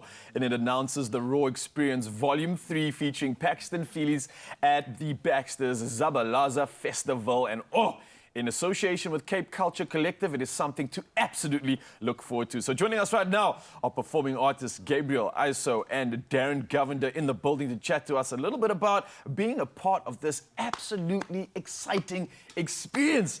Gents, how are we doing this morning? Blessed. Fantastic. I'm actually intimidated by all this young talent I'm feeling right now. It's oozing out of you, and it's absolutely incredible. But let's talk about this exciting event happening. Obviously, Darren, you've been a part of this for the very beginning, right? Since its inception, it's a lot of incredibleness. It's a lot of anticipation. But let's talk to Mzansi about what this is all about and what they can expect. So, for me, as an artist and an attendee of these events. And an OG now for you. Call me that. I'll take the title. But RAW has always delivered the same thing, and that's magic and, music, moments, and a lot of memorable performances. So if anybody is planning on coming through, that's what you can be guaranteed. It's just a memorable night with some of Cape Town's brightest talents. And I guarantee you the night will probably last in your memory for longer than that. You'll be talking about it with your mates, with your people, and being like, when's the next one? Let's download, let's like, subscribe, let's do all the things. So, Gabriel, for someone like you, this is a great opportunity, to say the least, but it's also an opportunity for some of those emerging artists. I mean, some are established, some are emerging, and some get to really taste the scene for the first time. Why does this opportunity come about, and why do you think this is still so important in a space like this? Sure, for me, it's all about just keeping yourself grounded and also appreciating, no matter where you are in your journey, the platform that RAW provides for both up and coming and, like you said, established artists. Because no matter where you are, it reminds you of why you started and why you do what you do, to inspire, to share these moments with other talented individuals, and also the power of collaboration can really be felt in shows like this. And no matter where you are, people have always been so humble at the RAW shows. I've met some great musicians, songwriters, producers, poets, rappers. They're so versatile, and that's what I love about the show. They include every bit of creative energy that can be seen in Cape Town. Yeah, I mean, and you think about it, when you look at a delicious meal, you have all these incredible ingredients, but we have whole meals here. We're combining to create a beautiful buffet. It's an experience, It's a sound like no other, and an experience for some first-timers like us. So, my man, you coming through, first time being at RAW, what are you excited about? What are you looking forward to? Because I know I'm excited to see you, but just the sounds that we've been hearing. But what's it like from your perspective?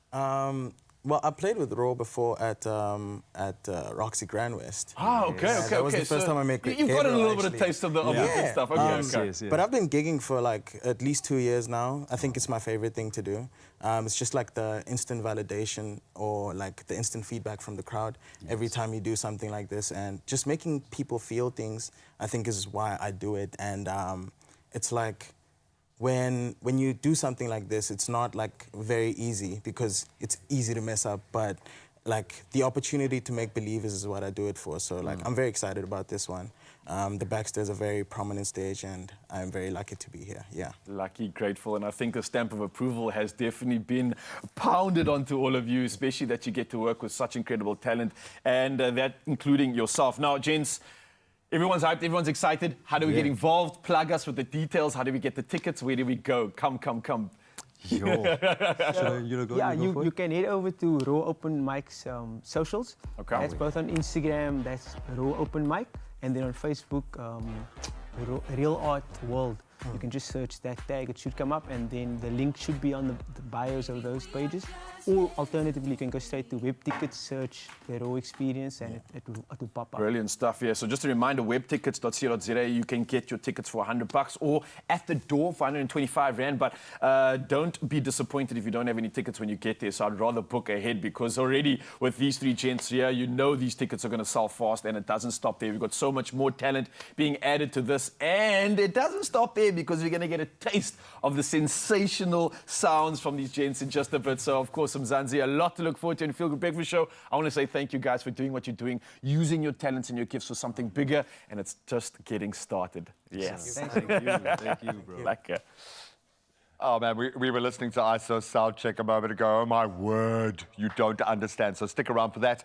But let's stay in that entertainment zone. And I think anyone who loves to watch movies knows that the significance of an exceptional film extends far beyond mere entertainment when it comes to the movie space. They have the ability to deeply resonate, affect us, ignite compassion, and profoundly influence our lives. Absolutely, and that's precisely why ABSA has joined forces with the Joburg Film Festival to champion South Africa's young storytellers and provide them with a much-needed platform to shape and tell the stories that really matter. Today we are at the 6th annual Joburg Film Festival in association with ABSA. This is where young African storytelling and cinematic brilliance are being celebrated under the theme Inspiring Storytellers. So join me for an exclusive peek into emerging industry talents, legends, and most importantly, a sneak peek into Hollywood with a special guest, Malik Yoba. What do you want? You're going to make an appointment with the president. And when you're face to face with Kirkman, you will do exactly as I instruct. I'll be in touch.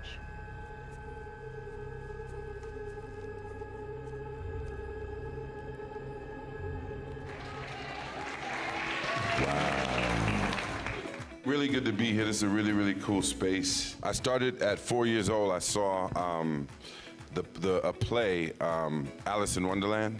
You ever read the book or see movies? And so as a 4-year-old kid, I saw theater.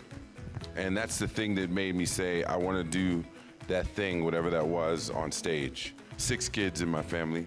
And my father refused to put a television in the house because he did not want white folks to teach us how to think.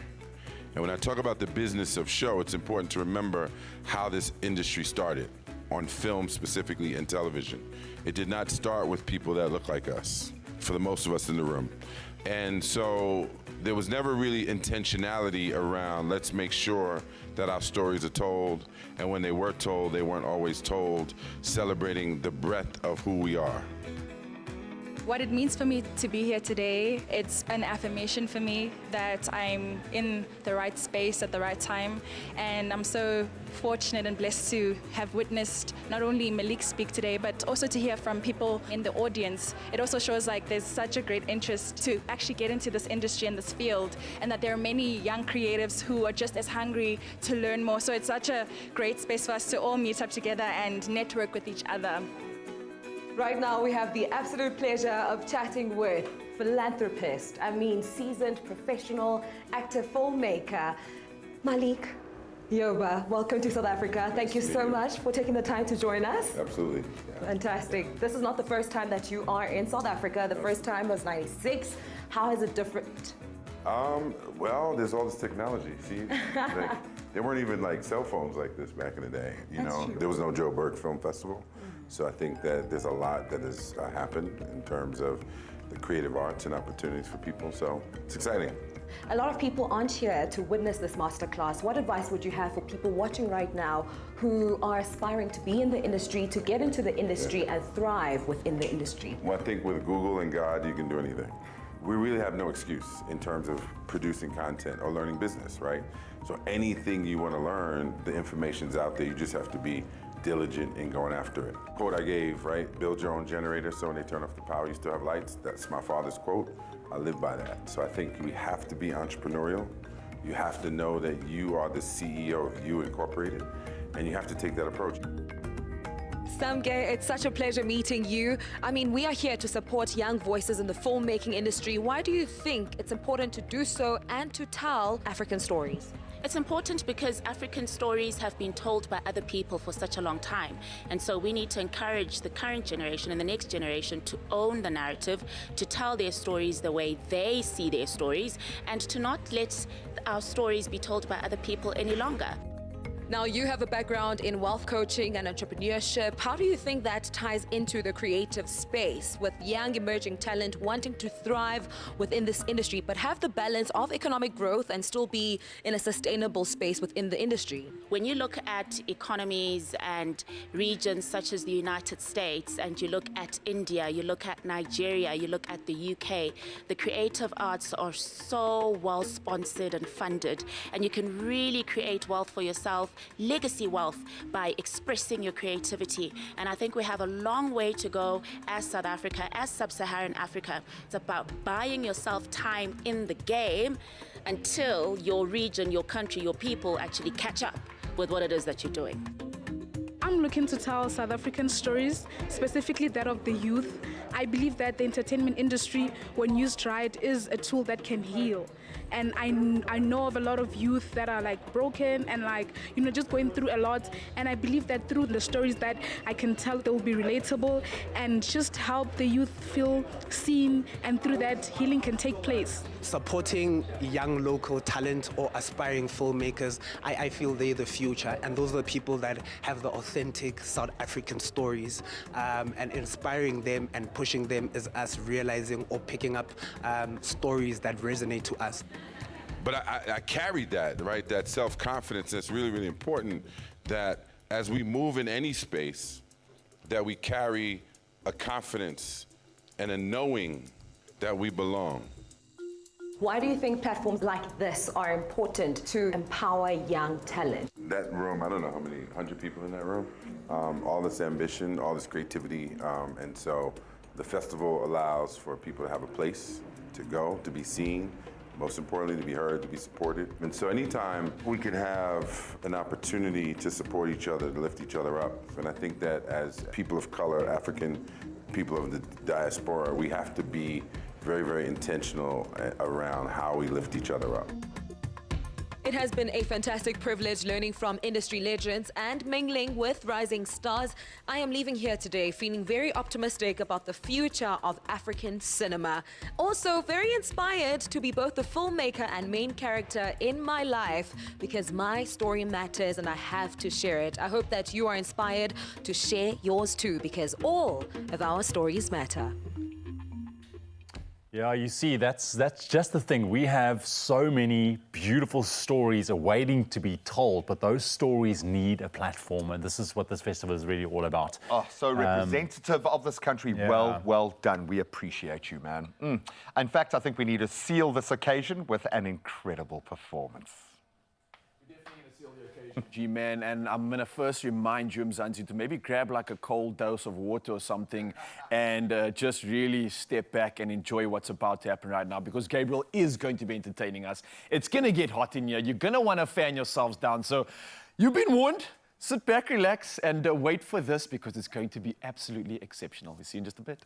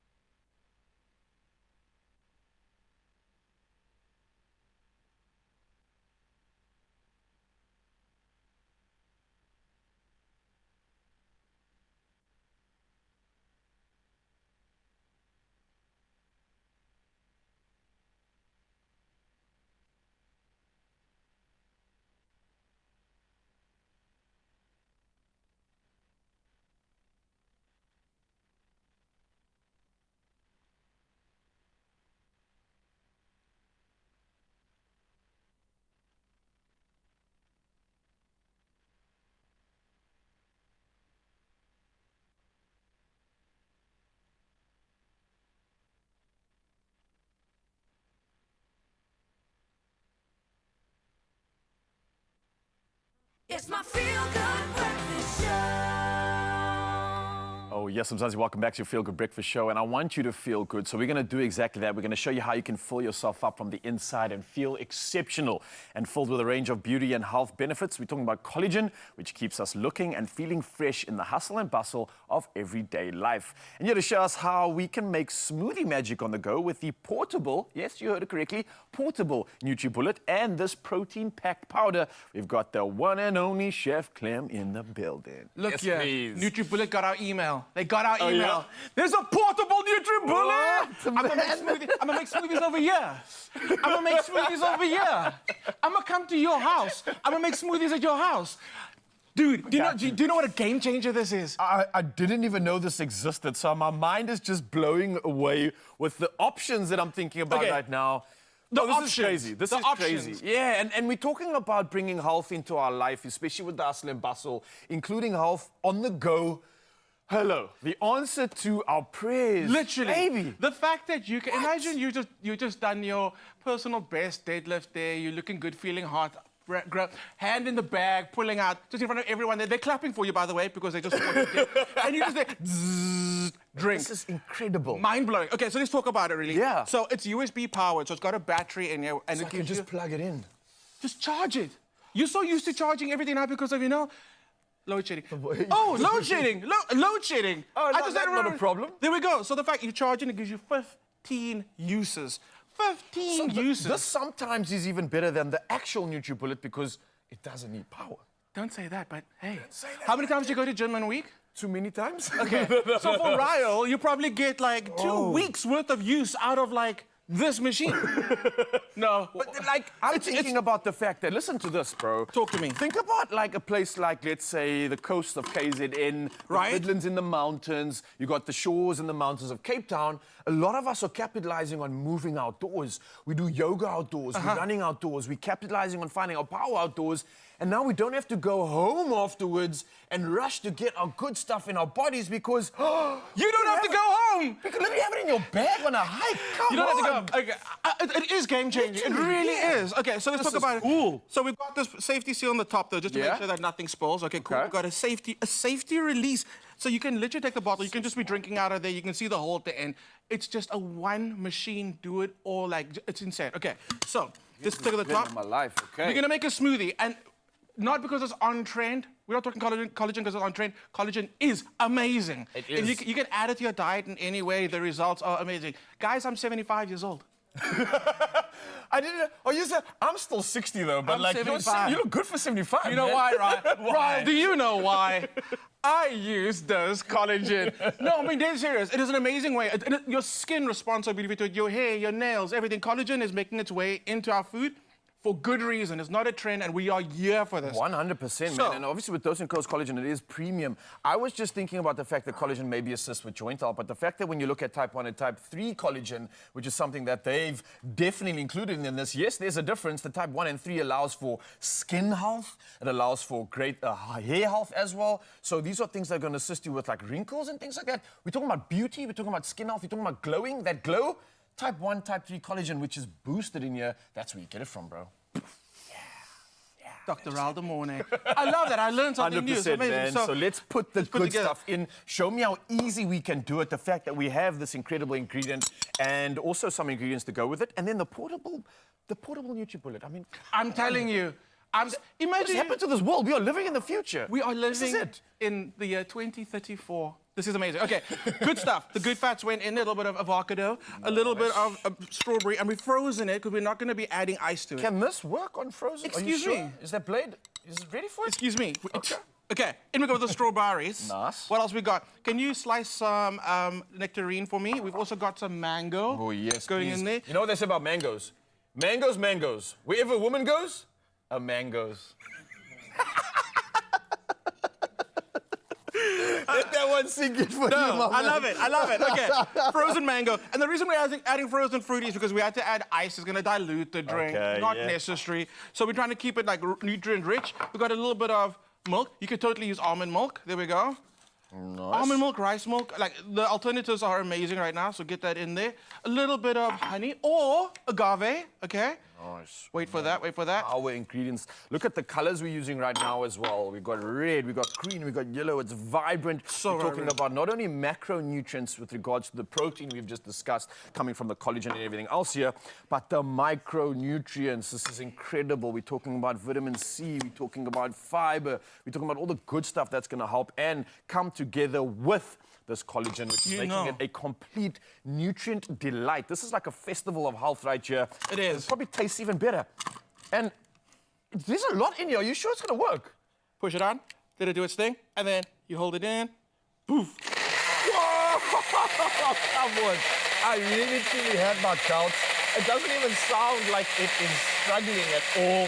It's just blending away with absolute ease. What am I doing here? I'm making a smoothie. What am I doing here? I'm making a smoothie. Guys.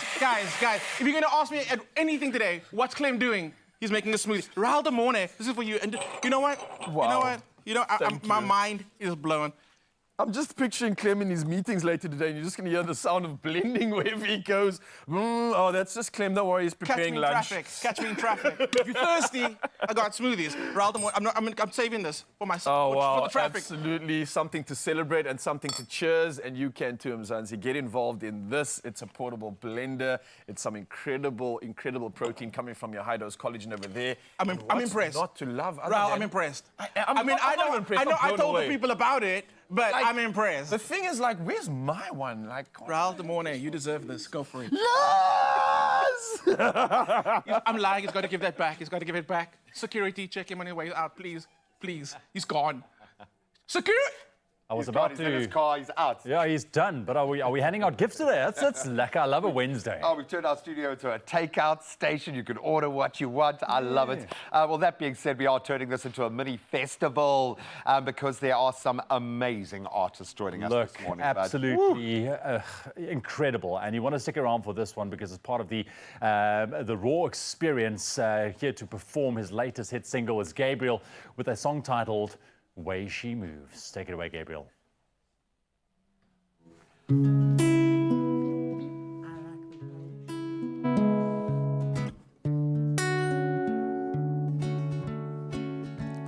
I like the way she moves.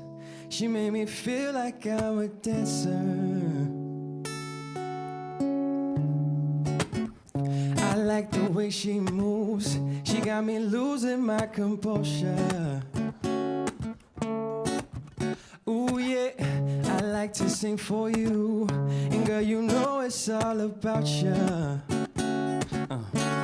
You're turning me on. Can we make this feel like it's forever? Making memories I wanna treasure. Yeah. Got me losing my mind, and your love got me blind. I like the way she moves, yeah. She made me feel like I'm a dancer. Hey. And when I call on you, girl, I know you'll always answer, yeah.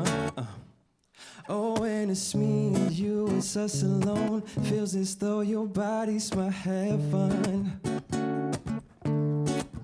Falling in love with you, I always knew we get to another dimension. Another dimension, you're turning me on. Can we make this feel like it's forever?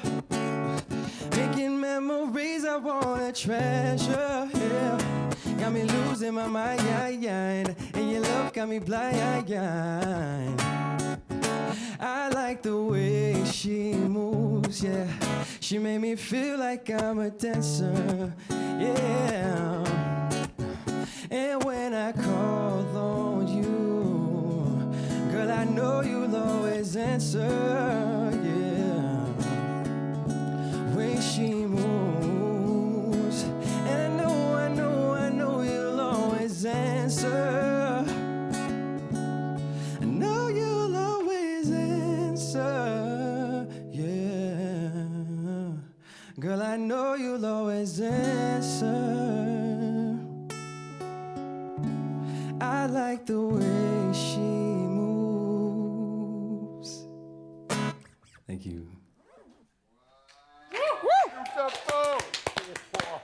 Oh. Yeah, what a performance, just to ease us into this Wednesday. Gabriel, what a legend. So as part, of course, the Raw Experience, Volume 3. That sounds incredible, my friend. Absolutely, Really and they were talking about it earlier. That experience is not just something to listen to, but absolutely feel. And I felt so much emotion in that, and it doesn't stop there, Mzansi. We're going to keep the feels coming right at you. We're talking about the reflecting of incredible stuff happening in the outdoor world when it comes to nature, our environment, and of course the WWF Foundation. Now, there's a lot to talk about ahead of that big day, so don't go anywhere. Absolutely, and Dr. Jane Goodall also plants trees. We take a look in aid of the Roots and Shoots Foundation, taking a look and the care that we need to give to Mother Nature. We'll be back with our discussions and more performances after the break.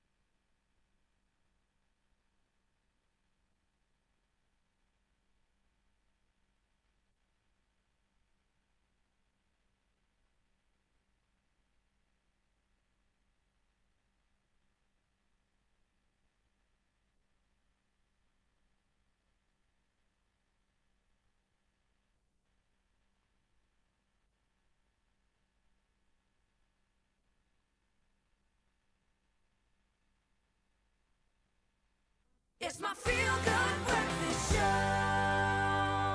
Welcome back, you beauties. Let's plug you straight into an incredible opportunity right now. And I think Einstein captured it perfectly when he said intellectual growth should commence at birth and cease only at death. We need to keep learning. And Stadio is a tertiary educational powerhouse that offers you that plug-in. They're making a difference by presenting greater access to higher education and ensuring that every South African has the opportunity to become the most empowered version of themselves. Absolutely love that. And it is an incredible opportunity right now. So let me plug you in on exactly how this works, right? Because they have an offer of various accredited qualifications via contact, distance, and blended learning. And that's across 9 campuses to over 46,000 students. So you've got options, and you've definitely got a way to make it work, especially if you are navigating, hustling, or juggling this thing called life. Here's an option completely, and regardless of whatever season of life you're in. So if you haven't secured that spot yet, and I know there's a lot of anxiety around that, or maybe you haven't found the right fit,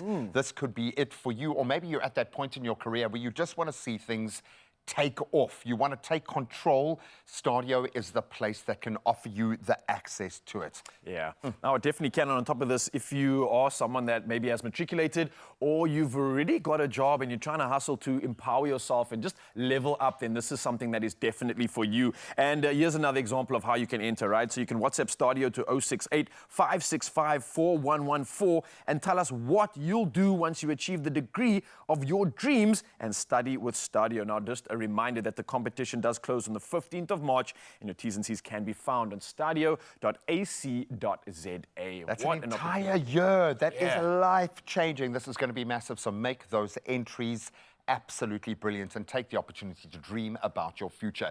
Well, we're going to bring you back crashing down to earth for some of those news headlines, and we'll get into a couple of sporting headlines as well. Thank you so much, team. It's just about to go 8 o'clock. Let's take a last look at your news headlines for you Wednesday morning. Starting off with your national news, police teams from across the country have been deployed to illegal mining hotspots in the Northern Cape. The action is part of Operation Vala Umgodi, which focuses on illegal mining operations with the aim of eradicating them. Lately, there's been an increase in illegal mining operations in the province, especially at Kleinseer in Namakwaland, where last year, more than 800 Zamazamas were arrested at an abandoned mine. Army soldiers were also deployed in Namakwaland last year in an attempt to curb illegal mining operations. And the Minister of International Relations and Cooperation, Naledi Pandor, says she hopes that Russia and Ukraine will agree to negotiate for peace in Ukraine to settle the conflict. Russia invaded Ukraine more than 2 years ago. Meanwhile, the International Criminal Court in The Hague was issued warrants for the arrest of 2 Russian military commanders over alleged war crimes in Ukraine.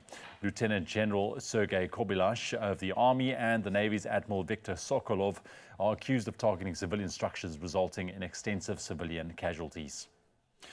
Over to international news headlines this morning. Ghana's President Nana Akufo-Addo has said he will not assent to an anti-gay bill until the Supreme Court rules on its constitutionality. Earlier, the Finance Ministry warned that billions of dollars in World Bank funding could be lost if it became law. Passed by MPs last week, it imposes a jail term of up to 3 years for identifying as LGBTQ+, and 5 years for promoting the activities. The proposed tough new legislation was backed by both of Ghana's main political parties. And negotiations for a ceasefire in Gaza continue in Egypt, despite Israel not being represented. Israel refuses to participate unless Hamas provides a list of hostages still alive. America is placing increasing pressure on Israel because of the suffering and food shortages in Gaza. The chief of the World Health Organization, Tedros Adhanom Ghebreyesus, has said the agency's visits over the weekend to the Al Auda and Kamal Adwan hospitals were the first since early October. Ghebreyesus afterwards spoke of, and I quote, grim findings. At least 16 children have succumbed because of a lack of food. And we'll end off this bulletin with a story as she gets ready to tackle the Sunshine Double at Indian Wells. And in Miami, the unstoppable tennis sensation Iga Swiatek has landed in sunny California to chase after her second Masters 1000 championship this year. Now, the 22-year-old Polish powerhouse shared sneak peeks of her training antics on social media. From kicking around a soccer ball to let off some steam, she surprised everyone with a spectacular long-range goal. Just look at that. She then celebrated with a spontaneous tumble to the ground. Meanwhile, Iga sits snugly in 11th place on the all-time prize money list, racking up nearly $26 million in total winnings after 18 tournament victories, including 4 Grand Slam titles. She is a powerhouse, but also talk about a tennis fairy tale come true for sure. That is your news headlines for your Wednesday morning. Let's get one last take on your sports.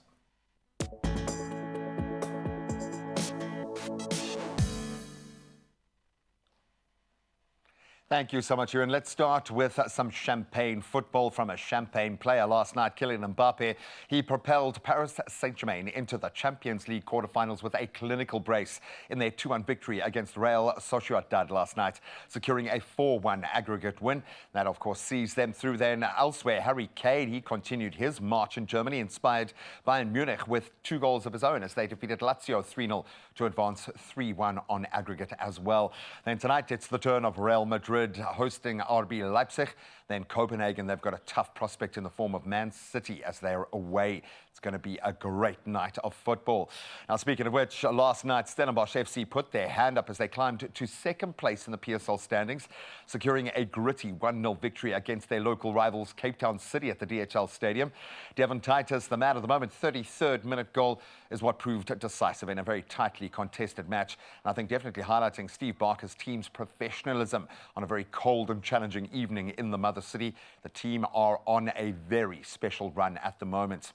Now we turn to a massive story in tennis that seems to have changed its colour somewhat. Simona Halep, ex-Wimbledon and French Open champion, has seen her 4-year doping ban now slashed down to 9 months by the Global Sports Court. So the ruling allows the former world number one to pretty much start an immediate comeback. And originally facing a 4-year ban for 2 anti-doping violations, Halep's suspension was reduced by the Lausanne-based Court of Arbitration for Sport, or CAS.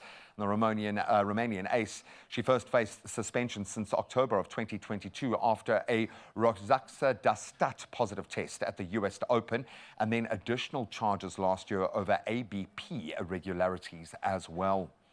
Now, finally, we turn to golf, and it seems they haven't quite found their click just yet. Live Golf has now abandoned its pursuit of official world golf ranking recognition.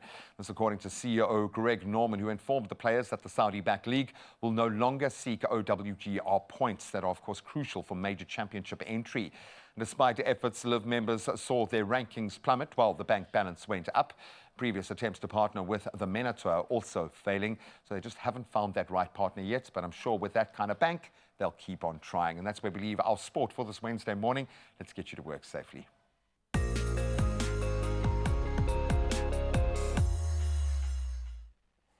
Thank you so much, G-Man. Yes, let's see how we can serve you one last time when it comes to the roads. And let's start off in Randburg, Johannesburg. Now, there's congestion on the N1 northbound, and this is at Malibungwe Drive and Beyers Nordier Drive.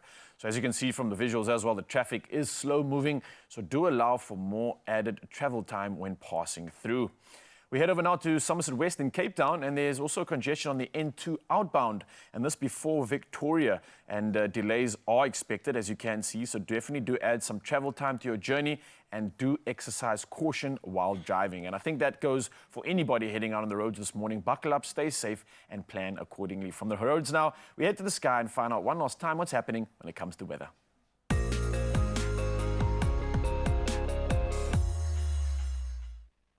Yes, and with all things weather right now, we dive into weather news. The SA Weather Service warns of extreme high fire danger conditions expected over parts of Limpopo, the central and eastern parts of the Free State and Northwest, as well as the Tsansabane and Gamada municipalities of the Northern Cape.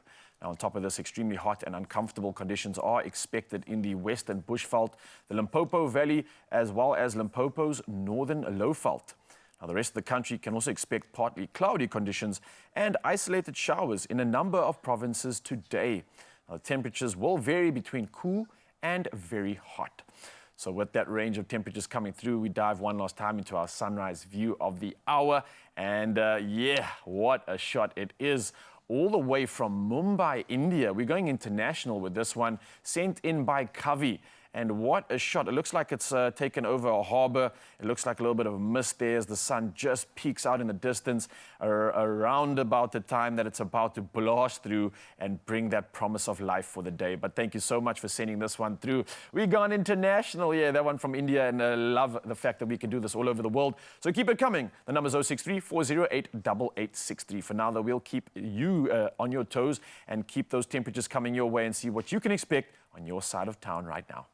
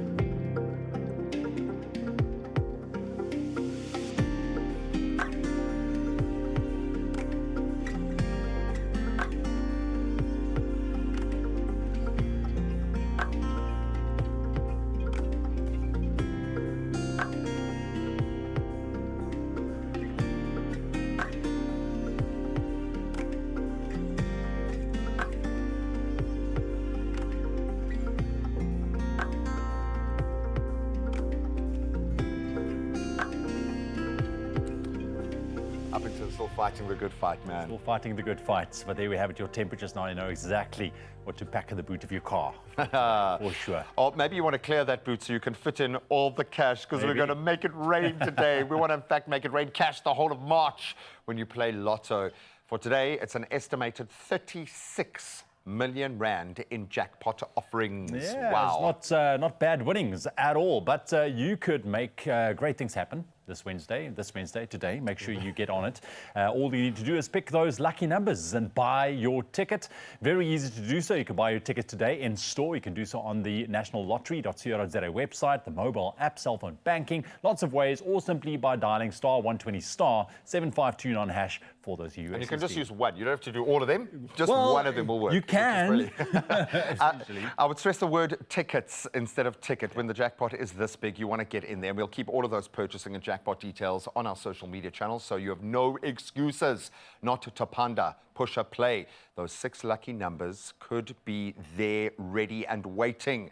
And of course, your millions could be jam-packed into that boot. That's all you need, okay? Absolutely. But you've got to play to win. Go play now. We're going to take a very quick break. When you come back, we're going to reflect on World Wildlife Day that was observed on the 3rd of March. A very important day as well, taking a look at how conservation efforts also benefit local communities. So I think it's a very big discussion. Also take a look at some of the endangered species, not only animals, but also plants, and what is being done to protect them. Well, they all make a part of the same Absolutely. ecosystem, and that includes us, the people. I love the fact that the social development is there as well. And then I think one of the greatest champions of wild spaces, Dr. Jane Goodall, is still doing what she does, and we'll introduce you to her latest project after this.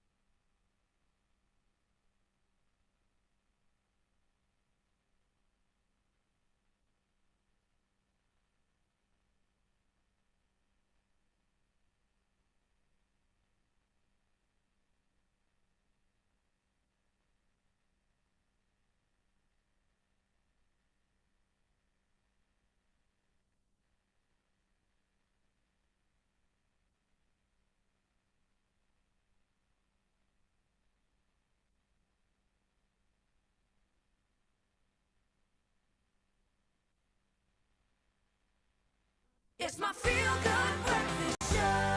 Welcome back as we dive into a vitally important conversation that affects all of us as we reflect on World Wildlife Day, observed annually on the 3rd of March. And we are joined in studio by Mornay du Plessis, the very proud CEO of the World Wildlife Fund South Africa. I think one of the world's most respected and capable conservation organizations. Yeah, it's wonderful. Mornay, thank you very much for joining us. It's great to get some feedback in terms of what is being done. I know that it's a constant education out there, making people aware of what the WWF is doing, but there's so much aspects to what you guys are doing. I want to start on the black rhino. I don't think we need to remind people that the black rhino is severely under threat as well, but with the WWF expansion project, I mean, they are doing some incredible work, you guys and the team. What is being done? What are we looking at the moment? Yeah, I think just to go to the statistics, you know, between 1970 and 1990, there was a massive slaughter of black rhinos across Africa, from 70,000 animals down to 2,300. Wow, that's massive. So I mean, just massive. And since then, slowly we've managed. We, meaning the conservation community, have built the numbers back to about 6,000. Here in South Africa, WWF South Africa has a range expansion project. And there we've translocated 250 animals into 16 new populations.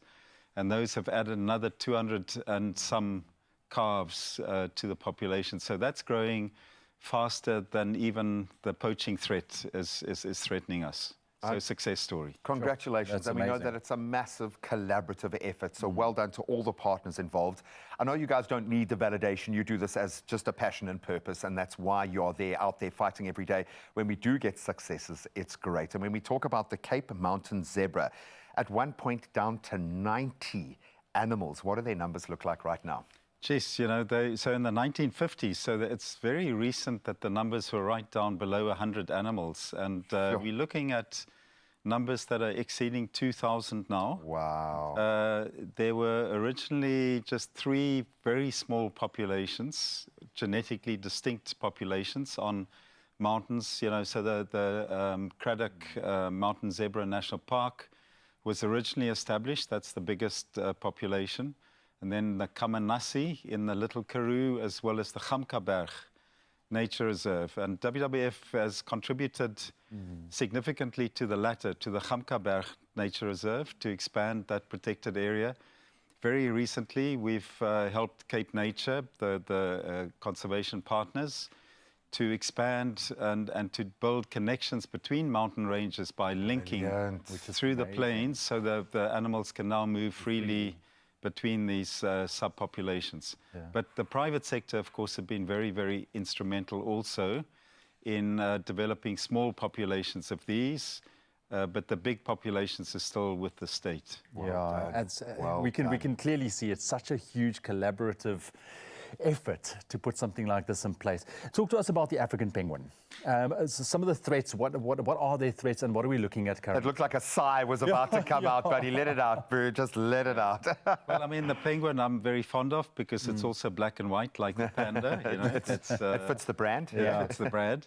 But penguins, the African penguin is in dire straits. We've lost about 70% of its population just in the last 20 years. So this has been a massive decline. They're massively threatened. You know, there are various factors at play, but one of the big things that scientists believe is happening is the food availability for parents to feed their chicks. So remember, when you're breeding, you have your eggs and your chicks on an island in a nest, and you can only swim so far to find food. So you have a limited range of reach, and if the food densities there decline, then you're in trouble, and then the population slowly but surely, and in this case very rapidly, moves backwards. What then is the answer? Because that feels like a very big problem affecting a very small species. A matter of overfishing and what we are seeing? Yeah, so, you know, that's one of the contributing factors, not the only one. Climate change is another.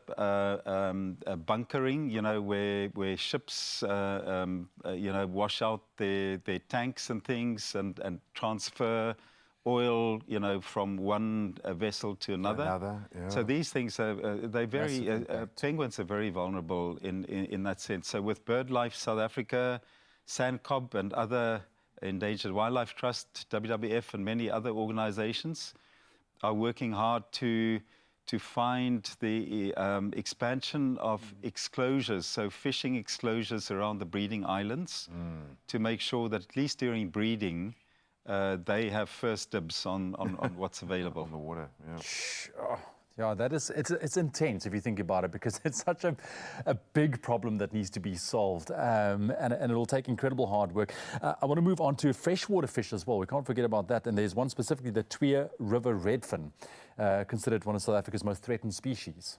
Yes, so freshwater fish are among the most threatened groups of species anyway. You know, river systems have generally been neglected, heavily polluted, degraded through agricultural activities.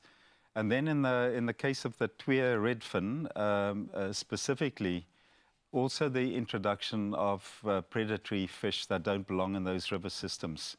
So they're copying it from all directions. Habitat degradation on the one hand, you know, pollution and other external factors in the water quality, but then also predatory fish. And so, you know, for this, of course, the work that's happening, the Twee River is a catchment, a small river system inside the Cedarburg. It's a very, very small system, and WWF has big programs going on, and the farming communities there are responding very, very positively. What I love about this is it might seem like just one small instance, but it raises the baseline for every endangered species. And the dots that are being connected, the threads that are coming together, I love the fact that the communities get to shine around these wild spaces if we get that balance right.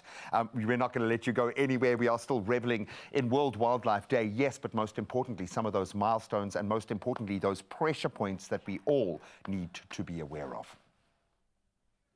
Day to celebrate and keep providing the earth with all that goodness. Now, Dr. Jane Goodall, a champion of wildlife conservation, recently visited South Africa to share information about her Roots and Shoots Foundation, which is a global movement of passionate youth who are empowered to use their voice and actions to make compassionate decisions for the environment. It sounds like magic, so let's take a look and find out.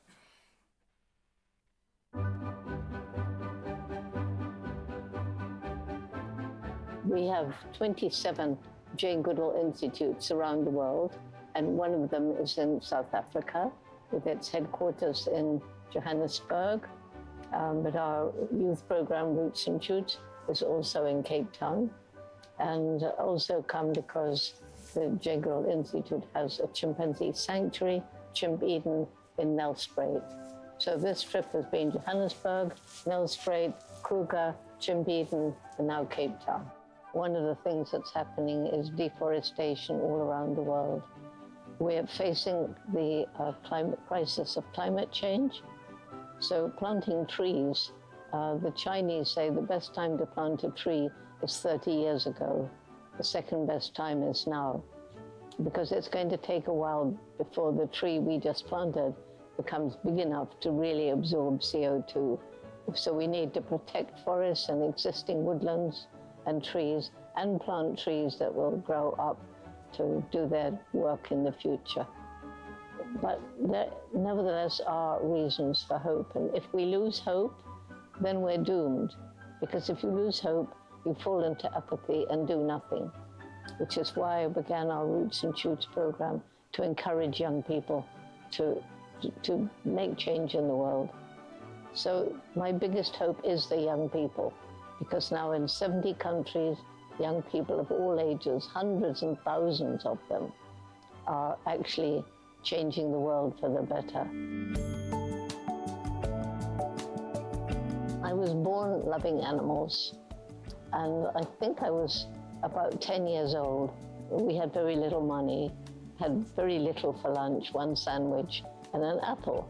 And I was near a field where there were pig saddlebacks. I didn't know they were destined to be eaten, but I just was so thrilled because I loved pigs. And so every day I would take my lunch into the field and throw my apple core out. And one of the pigs gradually came a bit closer. And one day he came right up and took the apple core from my hand. And it was just so exciting. So I called him Grunter. And for the rest of the time, he took my apple core, and I begged my sister's apple core too. That's why seeing these pictures around, you know, it re-emphasizes my love of pigs and what they can do and who they are and how like people they are. Dr. Goodall is a big fan of all animals, but especially of pigs. And she's always wanted to meet Picasso, and so she said she was popping into Cape Town and she would love the opportunity. And I said, please, please make us, come and visit. So that's really how it happened. It's very challenging to work with animal welfare, of course, because there's so much suffering around. But I think it's also Dr. Goodall's message. I think if you do something for something that you care about, something that you're passionate about to make the world a better place, you find some sort of peace in that process.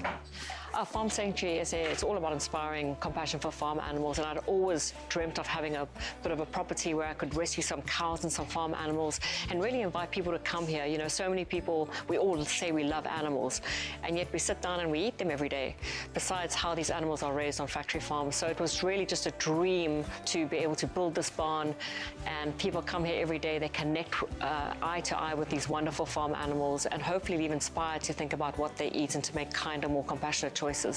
We just want to keep inviting people here, inspiring them. We want to rescue and save more farm animals and keep the mission alive so that people can realize how these animals are raised and to just make kinder choices. The most important closing thought I have is what I just told to the Roots and Shoots young people, to remember that every single day we live, we make some kind of impact, and we get to choose what sort of impact we make.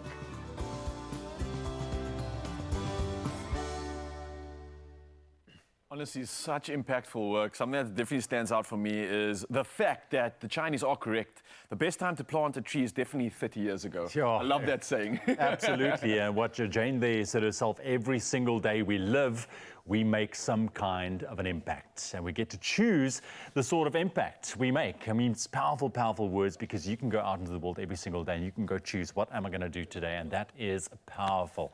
Yeah. Now, of course, you can learn more about Roots and Shoots Foundation by visiting the website rootsandshoots.org.za. And as we stay in that purpose-driven space, we're going to look at the wild economies. There is money to be made in that space and how it overlaps with us, our progression and social development. There are so many new opportunities. We just have to connect those dots.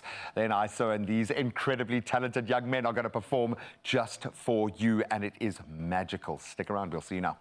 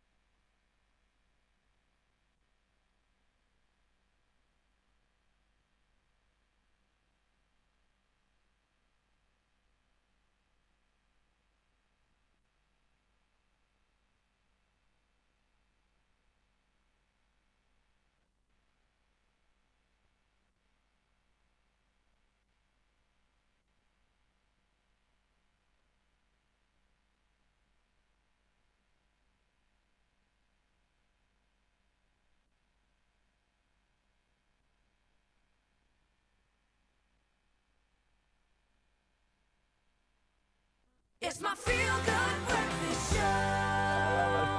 Welcome back. You're tuned into your Feel Good Breakfast Show, Expresso right here on S3, and we are continuing our reflection on World Wildlife Day right now, observed annually on the 3rd of March, by delving into an important topic, that is the crucial link between wildlife conservation and, of course, local economies as well. Dr. Frank Voorhees, Director of the African Wildlife Economy Institute, joins us, as well as the CEO of the World Wildlife Fund is back, South Africa, Mornay du Plessis. Gentlemen, welcome back. Thanks so much for sticking around, Monet. We really do appreciate it. Doc, thank you for the work that you do absolutely every day. I love the fact that we are starting to move into this future. Sorry, your socks are distracting us there. Can we just have a close-up on the penguin socks? Just give them their time to shine. He did say that the penguins are his favorite animal. Well done. I love that. The fact that we are just having this conversation on TV right now means that dots are being connected. Yeah. Maybe walk us through the relationships where it really comes to bear, where when we get it right, the local communities can benefit when we get the conservation effort right. That balance almost seems to need to be there in order for one or the other to thrive. Can you give us some examples of how that's working? So what you've got, you've got now is increasing recognition that conservation includes use of wild species, both consumptive use and non-consumptive use. So the big one you'd think about immediately is ecotourism. Yeah. And there's a huge opportunity, and we see it everywhere, of that market to grow. In the African context, the big future is going to be inter-African ecotourism. So you imagine Kenyans coming down here, South Africans going up to Kenya, and so on. And the jobs around the ecotourism economy are huge. But there's also the hunting side of tourism, and this country is very big in that, and lots of domestic hunting and international hunting and so on, plus fishing, plus adventure tourism. So the whole tourism sector is one sector. But then there's also the use of wild species, wild plants for medicine, for food, for cosmetics. You can go into the CBD in Joburg and find over 50 places that sell mapani worms, which is a wild harvested product that is high protein and very, very popular. You have a similar market with grasshoppers. You can still get wild rooibos in the Western Cape, but you got to look for it because that's become mostly farmed, but it's there. And you have the same also with the wildlife, you know, the biltong industry, for example. For sure. Yeah. So all that goes back to the people living on the landscape. Can and do they, and they actually do, have enterprises around wild plants, wild animals, tourism, medicines, food products, and so on. Look, finding that sweet spot between conservation and economic growth, I mean, that is the actual challenge here, and we spoke about it earlier with Monet. It is a huge collaborative effort. What are some of these strategies? Monet, maybe you can get involved there as well, that you find effective when we look at finding that balance, finding that sweet spot, and how do we go about it? Frank? Okay, I can go first. Well, what we're looking at is how can we, in the African context, transform and conserve landscapes through a portfolio of enterprises based on wild resources.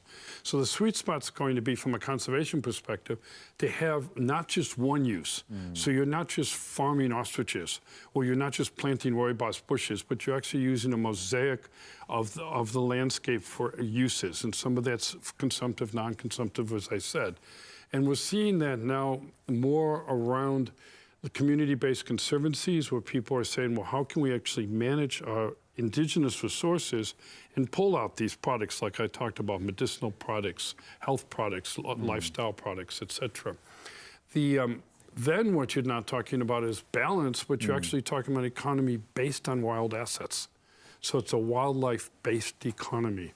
And we see this now, as you were saying, it's spreading all over the place. SADC in a week's time is having, the Southern African Development Community is having a launch of the biodiversity-based economy strategy for the whole region, which is all about using wild resources as an economic resource, but of course using them sustainably, responsibly, etc. Monet, I've got to ask, because I think a lot of conservationists, kind of the hard line, will be thinking, nah, that's not a resource we want to dip into. But this speaks to, in the same way that within a business model, you would manage your finances every cent so that you can protect that model moving forward. That speaks to the same notion, but it's got to be from the right basis point. How do we, from the conservation perspective, keep that balance right?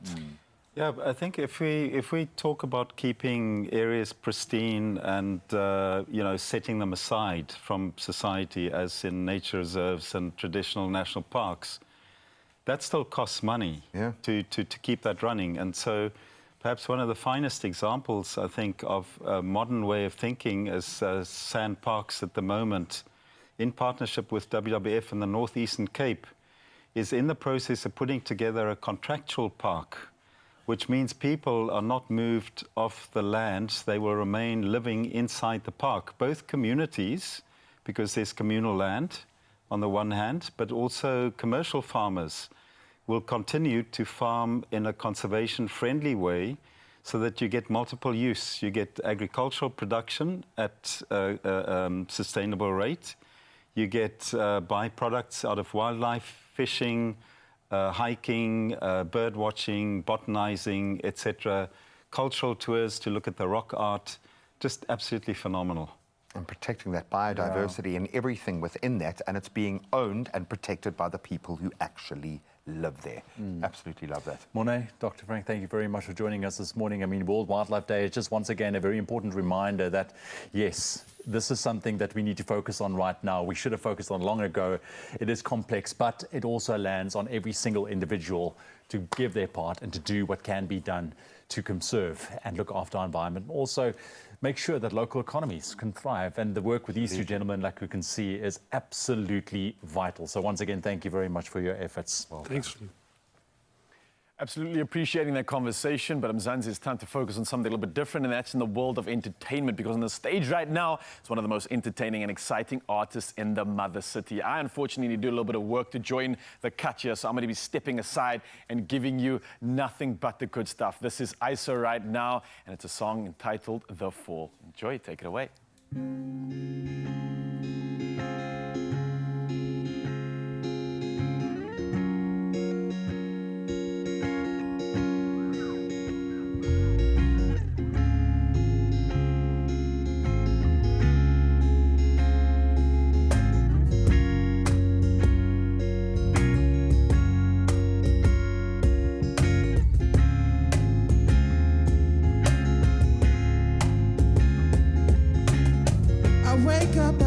I think of you and I.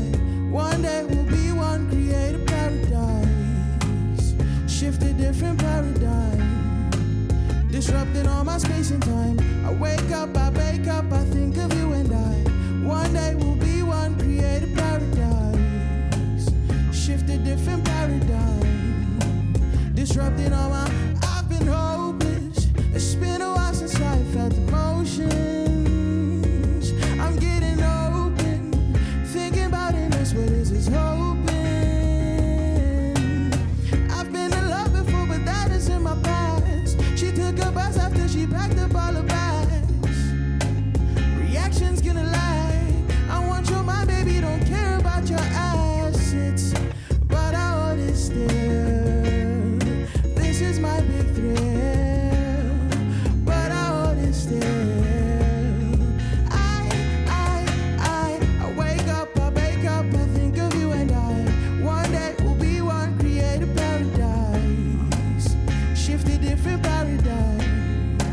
Disrupting all my space and time. Wake up, I wake up, I think of you and I. One day we'll be one, create a paradise. Shift a different paradigm. Disrupting all my space and time. Yeah, if you didn't know, you know now. Feeling the effects of my growth now. Feel you in the depth of my soul now, soul now, soul now. It is so loud.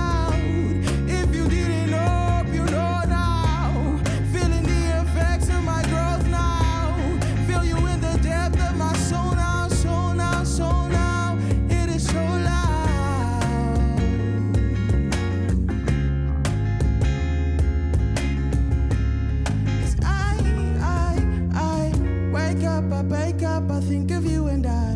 One day we'll be one, create a paradise. Shift a different paradigm. Disrupting all my space and time. Thank you. I've got to say thank you, gentlemen and lady, for a gorgeous performance this morning. I wish we could just have them bubbling under the whole day. The whole day. It's just lack of tunes, man. We're not done yet, though. Mm. We have one more performance heading away, so stick around for that. And we're going to take a look at how protecting your employees benefits your business with a very important chat after the break. We're in Zanzibar for Tropical Island of Treasure. Are you? Did you just swim here from South Africa? There's an easier way to find fame and your share of a smooth R1 million fortune. Simply upload your audition to social media, explain why you're a match for our celebs. Add the hashtag Tropica and tag @mytropica, and we could see you in Zanzibar. Buy a Tropica now and enter to be on the island.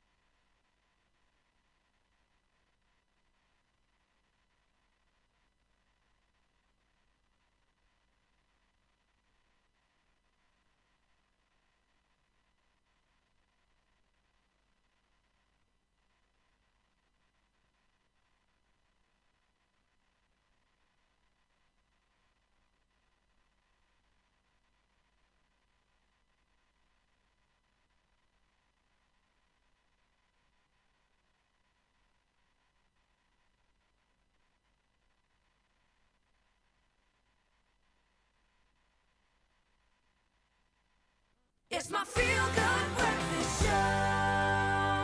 Yes, Mzansi, welcome back. It is your Feel Good Breakfast Show, and a lot of magic has been going down right now, especially when you consider all the incredible conversation that's been happening. And we're going to carry on with that theme right now, and especially when it comes to maybe you, your business, or your employees, because they are by far the greatest assets in any business. And when you take care of them, they take care of your business.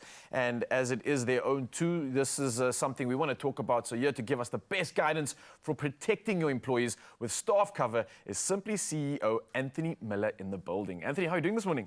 Very good, thanks. Welcome. good to be Welcome. here. Yeah, looking forward to chat about this because you're making it easier now for businesses and for their employees. I mean, not only we mentioned off air to make business more attractive, I think, for employees as well.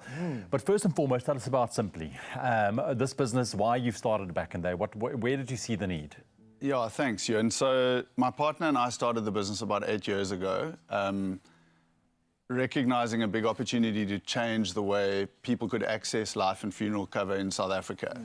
I mentioned to you guys off air, there's a huge amount of money spent annually in South Africa on funeral cover by individuals. Many people have 5, 6 policies, very expensive, high churn, and we felt that if we were able to get employers to buy cover for their staff, there'd be lots of efficiencies, lots of benefits for employees. So that was the background. We wanted to do something that hugely increased the coverage of cover for individuals in the market. That's amazing, because I think this is providing an opportunity for maybe business owners to do more, invest, and at the same time at what seems to be a fraction of the cost as well for this investment. Talk to me about the cover itself. What exactly is making it a little bit more special, and what exactly is it offering? Yeah, so staff cover is a very flexible set of benefits. Employees can choose what they want, or employers can choose what they want. They've got options. They've got options. So it includes life cover, disability cover, funeral cover, and all policies actually include access to 24/7 counselling for trauma, etc. Nice. Yeah, but it's flexible, so could be as little as 10 Rand a month for an entry-level funeral policy, or something much more comprehensive. You can work it in with the budget as well. So that's perfect. Exactly. Nice. Exactly. Absolutely. Yeah. And we did mention, you know, it's in every business owner and business's interest to look after their employees properly. I mean, that's how you create that natural positive ecosystem. But sometimes we do know business owners need that little bit of a motivation, or just information for that matter. What lies in it for a business owner? Yeah, so it's interesting.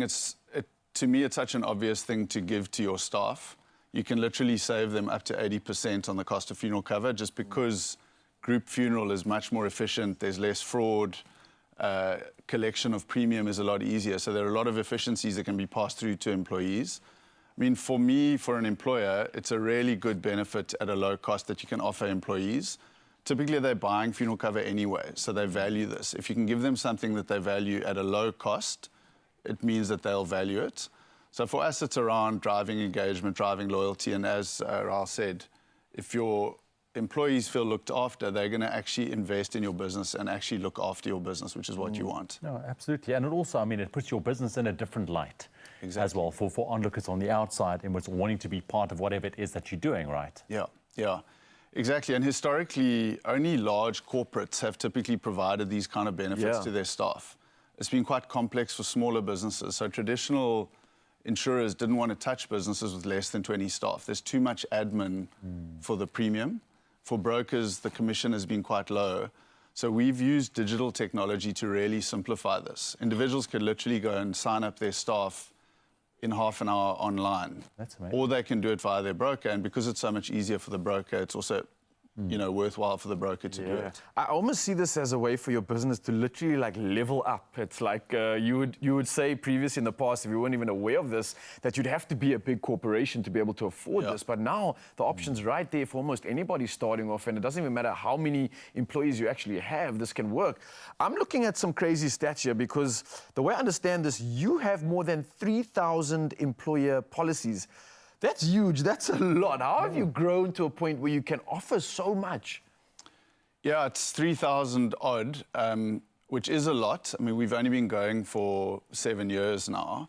It is a lot, but I feel like it should be a lot more. There's a huge number of businesses out there for whom this would be an easy thing to do, and it would be relatively inexpensive. I think what we've done is we've made it very easy and affordable for employers to get cover for their staff, and then also, once they've taken a policy, to keep those policies up to date.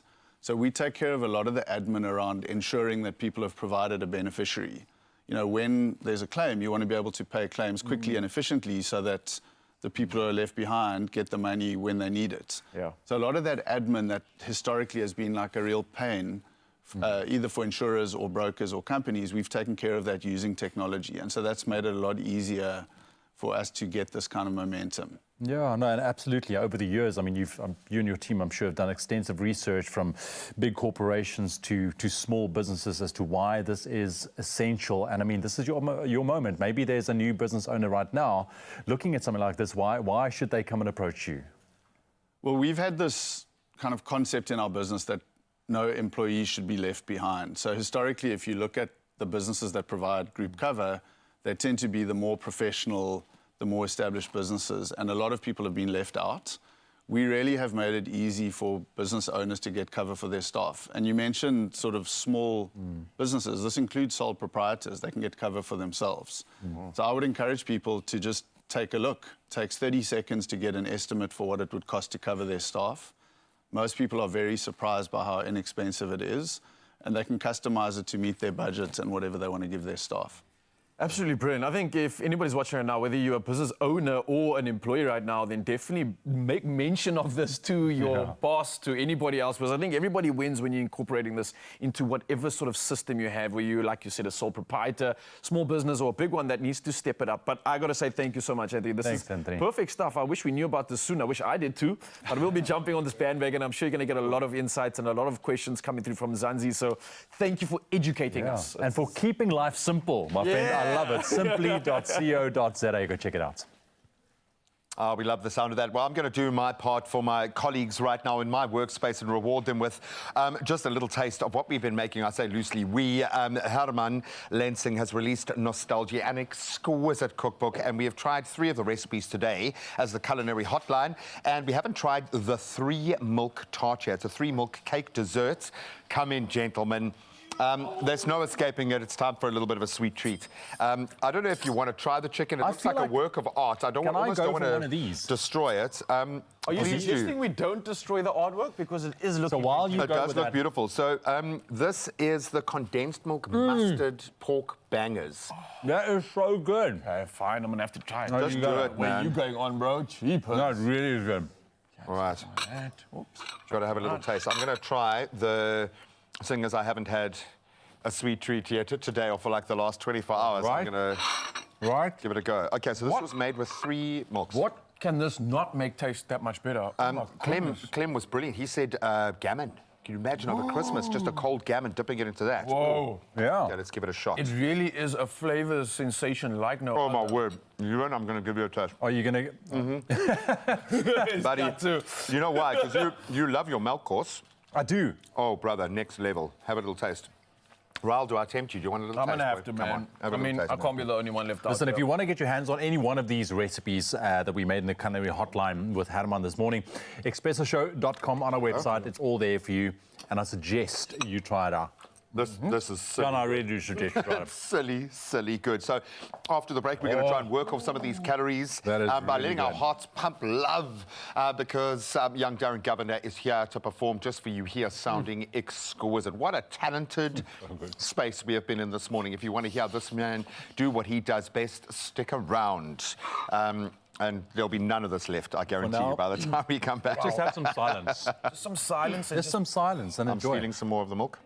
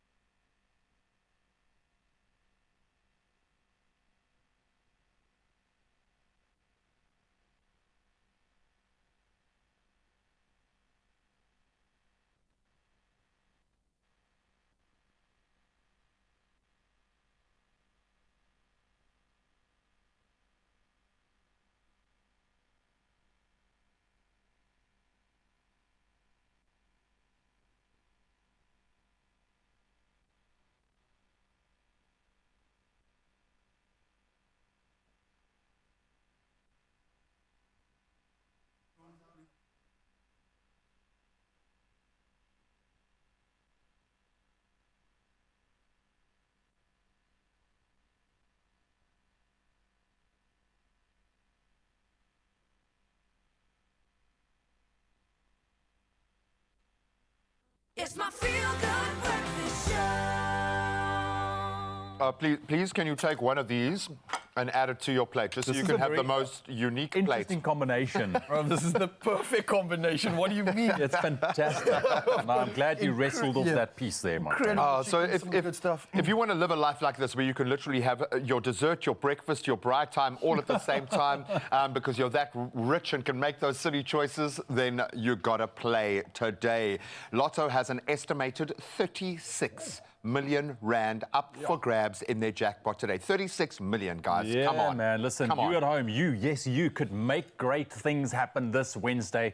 Today, do it. All you need to do is pick your lucky numbers and buy your ticket. You can buy those tickets today in store or on the nationallottery.co.za website, the mobile app, cell phone banking, or simply by dialing *120 *7529# for the USSD. You've got options, but if you weren't paying attention, don't worry, we got you covered because all of the purchasing and jackpot details are on our social media channels. So you have no excuse not to play. You got to panda, push a play your 6 lucky numbers and stand a chance to win the millions.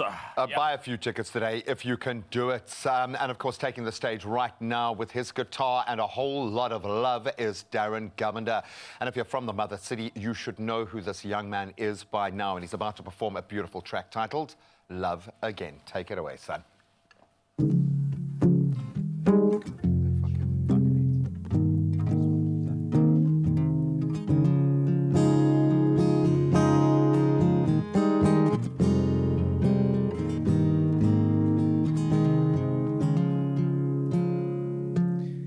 Take a chance, take my hand. I know it gets hard sometimes to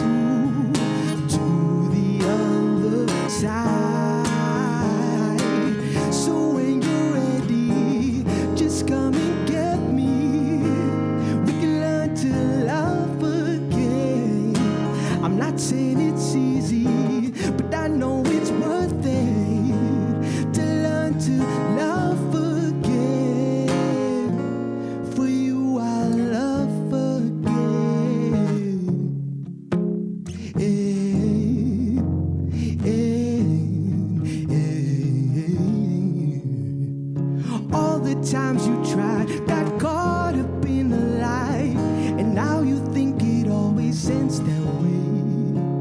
But you will see what's meant to be. We'll find a way. But I know it's not what I say. It's in who I choose to be to you every single day. So when you're ready, just come and get me. We can learn to love again. I'm not saying it's easy, but I know it's worth it to learn to love again. For you, I'll love again. So you just call out my name, and I'll come running your way. No delay, nothing will change. 'Cause you're still the one who makes me feel enough to say it's finally safe to stay.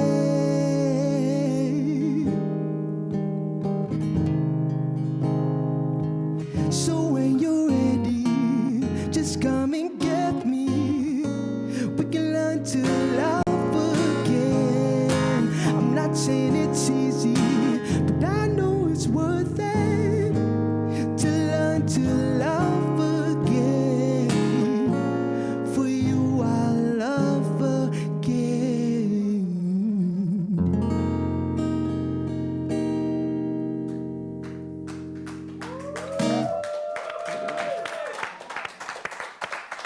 Oh, my word. Wow. Raw energy. Beautiful. I love it. I love this kind of dressed down vibe that they've given us this morning. So thank you so much as well. Everyone who has performed today has been exquisite. What a morning, dude. What a life we have. Sorry, you guys carry on. You still charting all these incredible meals. I can't blame you though, man. Literally, the nostalgia that we had on the show today, I think everybody's box was ticked. There's so many flavors that have been incorporated into this. There's so many different memories that we've used.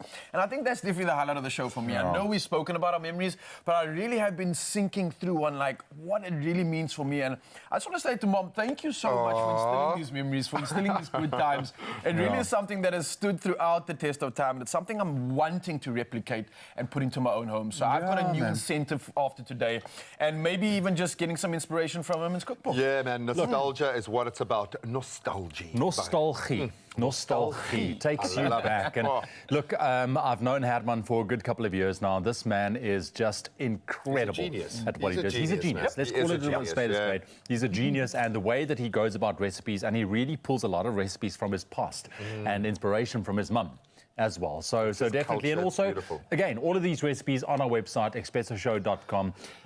Definitely go check Because we've eaten literally half the cake between the three of us in the last 5 minutes. All of the sausages are now right. It's just massacring that beautiful chicken. So tomorrow we're going to do it all over again and have a whole lot of fun. Kyle Deutsch is in the house. It's been a while since we've connected with him one-on-one. Cannot wait to catch up with that beautiful human being. You know that like big days are coming through. I know we've got our registrations call has been happening throughout the last few months. So I don't know if you guys have done that, but maybe reminder as well, if you want to have an impact, you want to make some good change in our country, then make sure that you've registered to vote, because there's a big day coming up to make an impact, and that's what we're about here on And I feel like now more than ever, the voice will count. So often you feel like your vote might not count. It matters. It matters massively at the moment. We're on the verge of something. More than ever. Now more than ever. And then we're going to have some Springbok ladies in the studio tomorrow. They are so hardcore. I drove past them training the other day, and I was just, my body just started hurting just looking at it. These girls are leveling up at the moment because they have to. There are so many demands on the professional game now, and they've had to live the semi-professional life or non-professional for so long. They're finally getting the backing that they need, and we need to be there behind them. Cannot wait to reconnect with them. And we're also going to be chatting because Raul's been gearing up for the cycle tour. Raul has been gearing up for the cycle tour. He is going to smash a personal best. A PB is getting your I honestly actually just started cycling. I got a I'm not doing the August. officially say that. But I have been inclined to want to get more of my pedaling up power on the bike, and I see it to be such an incredible opportunity to see Cape Town. So if you are getting involved in this race, you are in for a treat, because we get to show off some of the best that Cape Town has to offer, and you get to do it while all powering yourself with your own horsepower. With the community, dude, you actually don't even notice that you're on a bike racing until about 30-40 Ks in. You're like, oh, wow. Yeah, pushing through. I think we were just so enthusiastic the last time. They also invited me, like, oh, do you want to come and ride? I'm like, no thanks. Not yet. So all of you that are preparing, we'll help you on that path. I really do suggest, if nothing else today, just go to expressoshow.com, take a look at these recipes, and get a hold of Nostalgie by Herman Lensing. Go and start reliving some of your favorite childhood memories, and we'll be back to do that and more tomorrow. We love you guys. Have an amazing day. See you later. Adios. Bye. I'm having another slice, eh? I'm on my fourth one. It's like my fourth one already. From salads to snacks, savor the delight. Clover's feta, smooth and creamy, makes every bite just right. Another feel-good production.